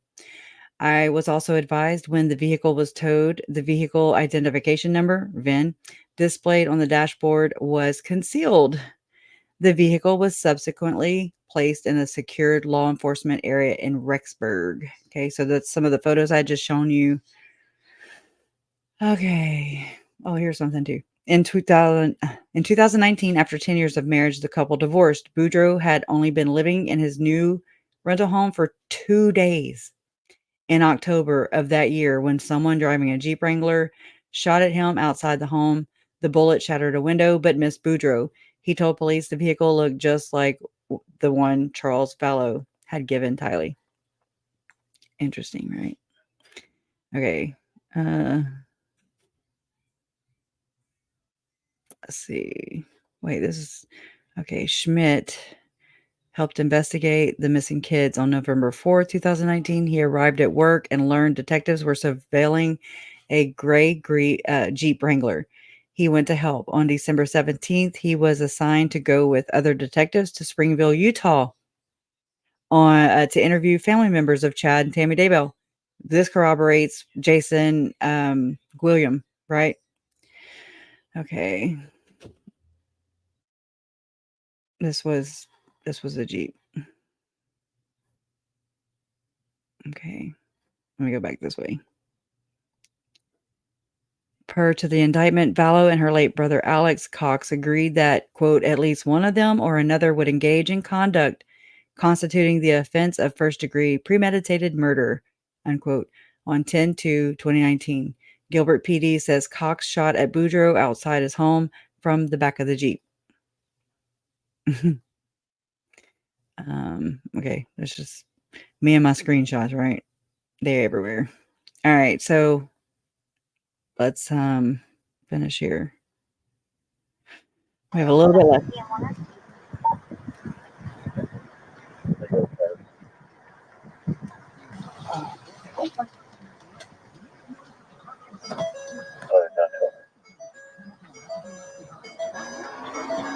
Joshua. 11 to all 1. Sure. 11 to 1.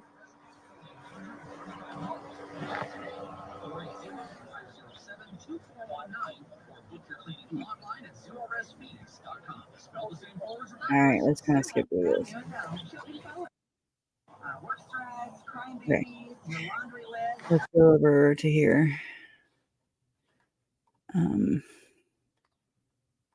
Oh crap! Hold on. I hate when it does full screen like that. I couldn't get out.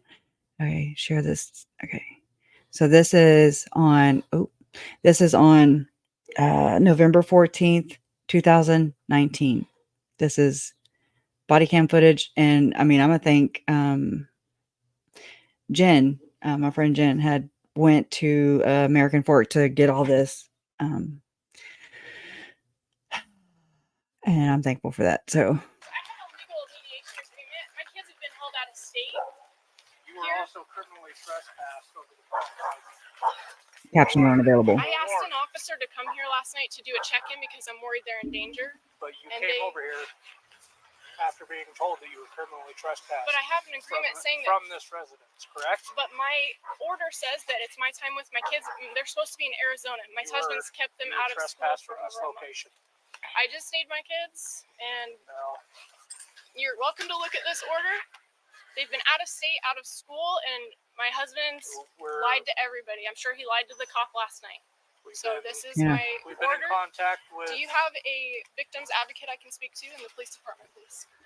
Okay. Melanie, so where'd you get this order from? So this is our mediation order. Okay. I also have another copy of the original copy of the court. This is my time with the kids. My husband's been hiding with them over a month out of state. Yeah, we talked to you the other day, right? Yeah. So And I we asked told for you- somebody to come in and check in on them to just make sure they're safe because my husband will, or my ex-husband will not talk to me. So we told you they You were blame safe him? yesterday, right, on the phone? You We said that we saw on the phone, the but they kids. are supposed to be in my custody right now. No. Yeah, they are. There's no. Okay, hey, right now we're working through something else, okay? We love So that he's part. lied to everyone Shut saying up. he has. He said he's had a protection order against them, and there was nothing. I've never been served with anything. He's lied to everybody, and he kind of does what, this. So. what were you wanting to happen tonight? Coming over here, were you going to try to take the kids away from them, or what's going on? No, I'm not. I'm just trying to show that I was going to bring this copy to them and say this is my time with the kids. Okay. He's had them out of state, and he's been lying. Everyone's protecting them. Like I know they're nice. My in-laws are nice people, but they've been lied to, saying that there's a protection order in place, and there isn't. My kids are. I'm worried they're in danger because my husband's been doing a lot of things that cause me to worry. He says he was shot at a month ago, and then he went into hiding, and no one in Arizona has seen him for weeks for my children, and Aren't you worried? kept them out for over a month with truant absences. Wouldn't you I understand? asked an officer to just come over here last That's night to another just make thing. sure they're safe, and he said I can't do a welfare check or a wellness check. So did for you not some hear reason. me when I Another. we were talking to you Oh yeah. the other day? Hold on. Arch, Melanie. Arch, mustard mill. Okay, so just there were a couple references just besides the victim advocate. Yeah, we know she got that when she requested a victim's advocate because she thinks she's a victim. Okay, she's being persecuted. It's a major complex that these people all possess, in my opinion. And so there was another reference to a welfare check. Okay. No, that hadn't happened yet. So, or had it? I mean, I know it hadn't happened because November 26th was the welfare check for Tylee and JJ.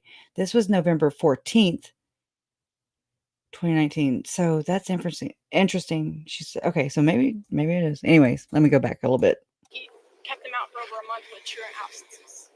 I asked an officer to just come over here last night to just make sure they're safe, and he said I can't do a welfare check or a wellness check So did for you some not hear reason. me when I was talking? We were talking to you on the phone the other day, and said we came here Oh. because you were here.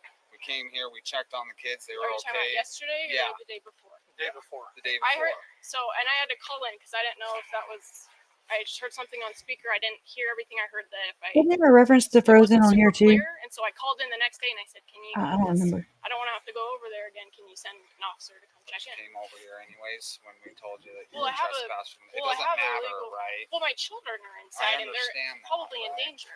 They're probably in danger. You know that for sure. Like. Well, I know what my ex is capable of, and he has a lot of. Why wouldn't she be worried though? That's what I stopped the whole damn video to I tell just you. wanted to make sure my kids were safe last night. She says that her husband was shot at and that now he's in hiding.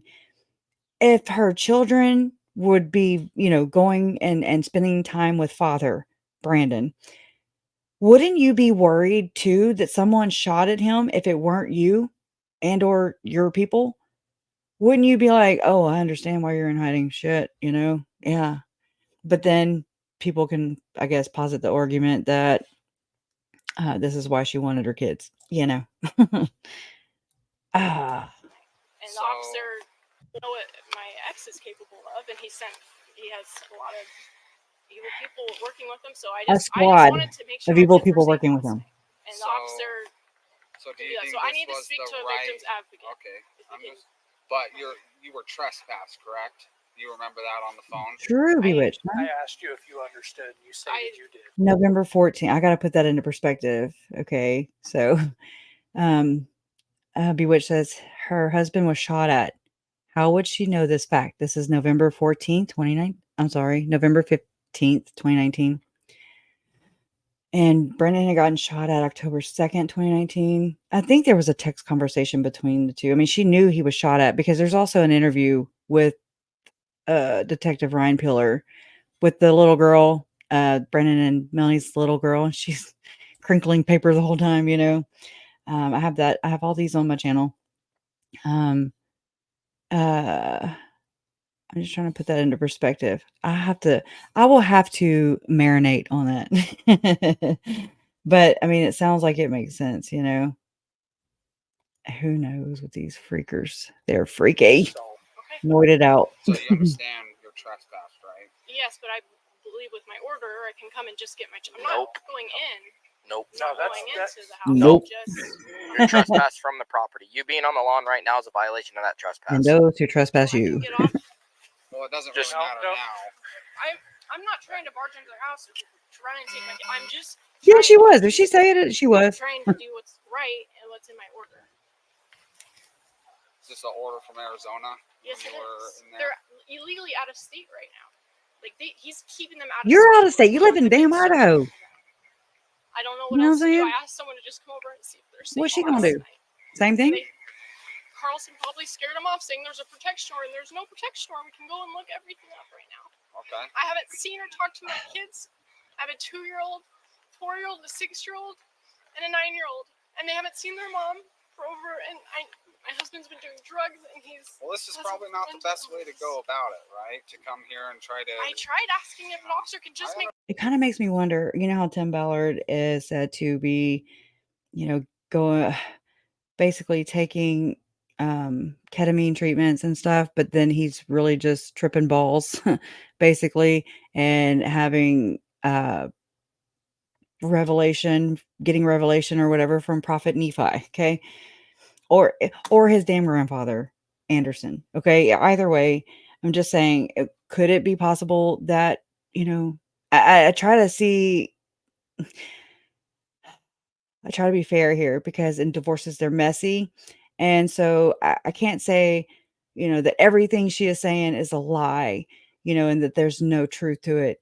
So I'm trying to be fair and say that there could be truth to Brandon doing drugs or whatever.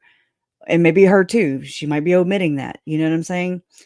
So it just kind of makes me think about those kind of things. I don't know, just kind of keep that in They mind. haven't seen their mom for over. And my This husband's is been doing drugs. back to her Well, this is upbringing, probably I not think. the best way to go about it, right? To come here and try to. I tried asking if an officer could just make sure they're safe. And we told you But they were I was safe, told right? I have a mediation. I have this court order saying it's my time with the kids. If I know where they're at, I can go and get them. No, so you can't come over here and forcefully take them. Not forcefully. And I'm just we knocking, can't come saying over here I and was forcefully going to give them an take order. And they're because I know freaked they've out been lied to, because saying there's a hell no. That's something that you're going to have to take up with the courts, right? Like we told you the other day. You're going to have to go to I the don't know if courts. they're safe, and I feel like they're in danger. We can go in there and check and see if they're safe. And then we can come back here and we can tell you they're safe. Stop talking. Stop talking, okay? We can go in there, check if they're safe, but we already trespassed you from this property saying you can't come back here. And what you do, you came back here. And it doesn't matter if you got this piece of paper. We told you not to come back here, and you come back here and you're upsetting everybody, and now it's just a whole freaking problem. So your whole thing is here is just you want to come here and check if they're safe. You want a welfare check on them. Yes, sir. Yeah. Well, and it's my time. Yeah. So that's another problem, right? So this is a whole civil problem. This is a whole court thing, okay? Because even if you do come here with these papers and say, "Yep, it's With my Uncle time," Alec. they're not giving them back to me. Then the only thing you got to do is go to the courts and you got to say, "Hey, listen, if these are signed by a judge down there in the court or whatever." He can say, you know what, this is your time. Let's get this back in court. Let's have him come back to court. I've been through it. Let's do this. Then we can give you a report number and we can stop talking. Stop talking. Okay, She don't care. Okay. Are you understanding what I'm saying? I am, sir. Didn't she go like? Didn't So she this isn't the Air Force or best way to go something? about things. Yes, sir. I want to You say can bring that up she was Air everything to the Force. judge. You think he's doing drugs and that he's been getting shot at and that it's not a safe environment for your kids. But what you can't do is come to a place where you've been trespassed. Yes, sir. I just got with my order. Then Yes, but it's okay. Thank you. So now there's a bigger problem here because we trespassed you and you weren't supposed to be on here and you're causing alarm to them and everything like that. Who's your judge down there? Rodney Coffin or something? You don't know your judge? Who signed your papers? Where'd you even get these papers from? They were mailed to me. Mailed? Why? You don't live in Arizona? No. No, she didn't. She lived in damn Idaho. That was a lie. Done in mediation? You live in Arizona?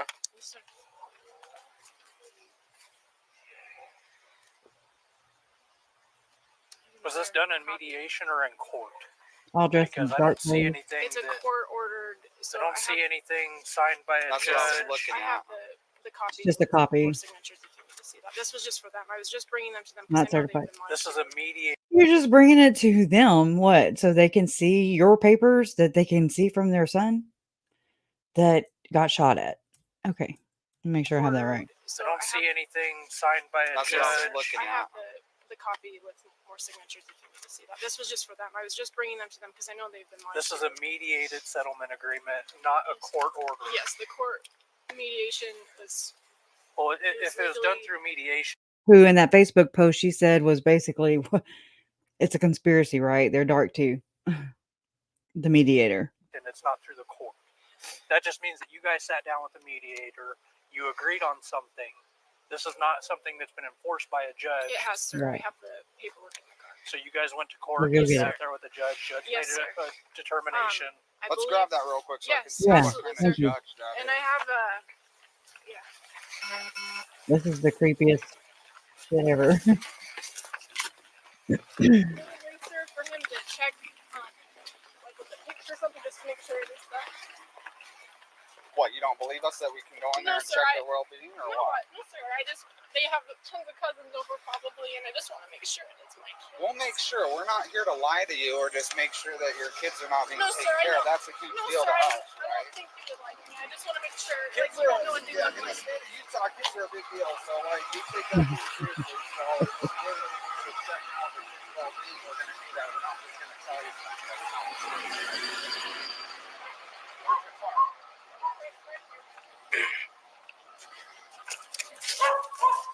Behind the truck? Yes, sir. Is there anybody with you? What's his name? Alex Cox.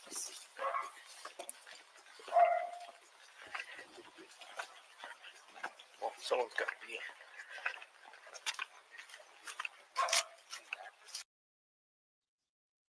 be. Mm-hmm. She did not live in Arizona. She lied. I mean, she still had her rental. She still had her rental house. I wish I had that picture pulled up that traced. Yeah. Alex Cox is in that vehicle right there. Just, they were dark. Two of her kids were dark. Was she going to procure her children so that she could bring them, put them on the altar? I mean, what the hell? I'm being dramatic, but kind of not. Mm-hmm.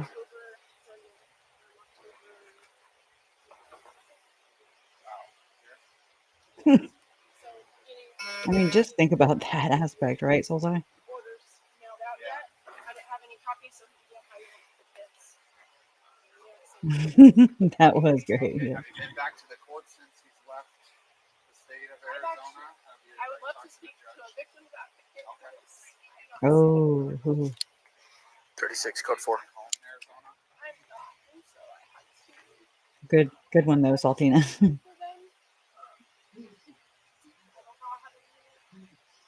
Good job. Yes, ma'am. I believe that was part of the plan. We're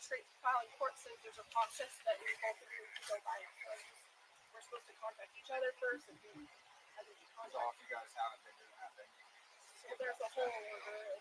So I was just trying to do things the right way. I don't want all this drama and just he's trying to file something would have heard. I don't know because I couldn't be at the house. I didn't feel safe. I hadn't followed. I tried to do the best I can. He's going about this. I don't know. I've never done this before. Like I don't. so the proper thing to go about this is, when all things else are failing, what you got to do is go to the court. You got to see a judge. You got to do the whole court stuff. Yeah, but it's a long process. Like he's been hiding with them for a month. Like, how do I? I mean, she's argumentative. I couldn't safely do that, and so You can't safely go to court. I'm of the same opinion. Cover and stuff. Hello? Just had a question. Were you guys looking at my car as well? Nope, you're good. Oh, okay. You can keep on going, man. You're good.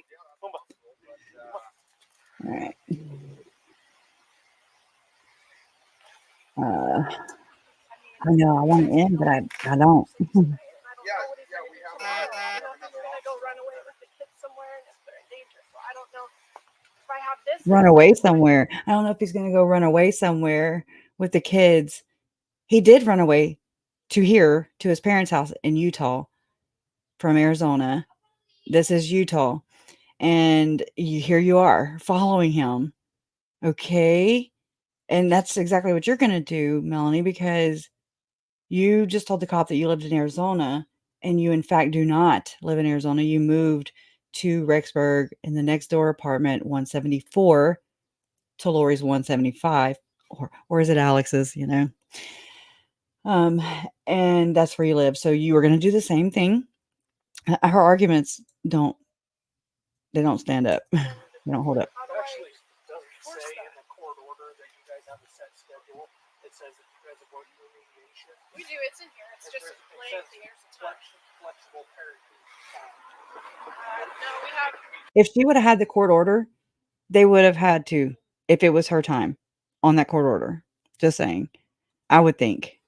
Maybe I'm wrong, but I mean, it just seems like that. So I don't think she ever did produce it. We have set days, set weekends, and so we did set all of that.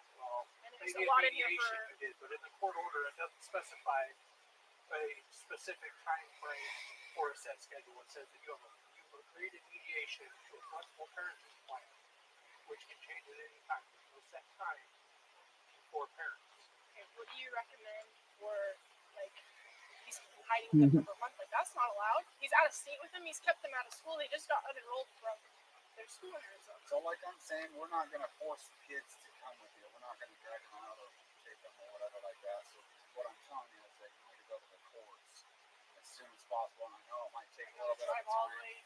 It might take a little bit of time and stuff like that, but that's the best way. I ask you something. If they go in there and they're not all in there, then what happens? We'll have to find out where they are. We'll have to check on them. Right? Yeah, that's why I said you check on them and they were all good. But the problem is that you're coming here and you're causing alarm. And when we told you, Eavesdropping. Right, but if I have this and they have my children, they have no right to my kids. That's the in-laws. They're not even with the husband. So is that an issue? He's there right now. Yeah, I talked to him like Brandon Boudreaux is there. I don't know if he's there right now. So they're not. They're in there. The in-laws have no rights to the kids, right? I don't know. I'm just trying to. So what you asked me is what you need to do, and if everything's what you're saying is true. So true. child kidnapping, that they're out of state with in-laws who have no rights to the kids. I'm getting really pissed off right now that you're not. I'm getting really pissed off right now, he said. You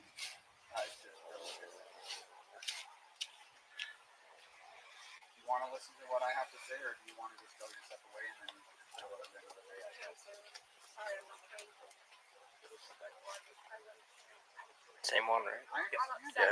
I'm not. We deal with a lot of these things. I'm about to mess around with that. The problem I've is, done everything right so far. The problem is that our hands are kind of tied when it comes to like Yes. civil Oh my God, I want to pin your comment to the top of my channel because it is so big. check their well-being and make sure they're okay and everything. If we don't see anything that's like wrong with them, or if they're, we can ask them and check on them. Are you guys okay? Whatever. And they're like, yeah, we're fine. We're totally fine. That would be about right.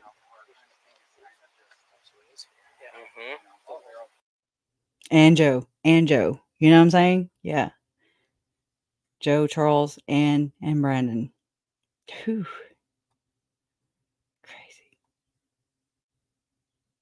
I want to hear the redacted part. Yep. Did you check on the kids? Okay, cool. I hope they're going to charge her.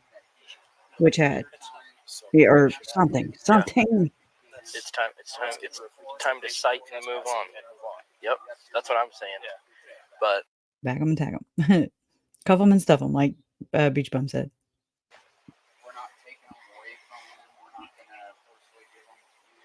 I'm so grateful that you send me the stuff you do. Everybody's safe, and that's not even binding or legal yet. So, quite frankly, How is it not legal? because it hasn't been signed, and it hasn't been submitted by your mediator. Okay. It So has. facts Can I show are. you, sir? Facts Can I are. show you No, my I don't want to picture? see it. I actually don't want to see it. Facts are. I think you should get a citation right now for trespassing, and then we should move on. Okay. But sure, I haven't really done anything, so.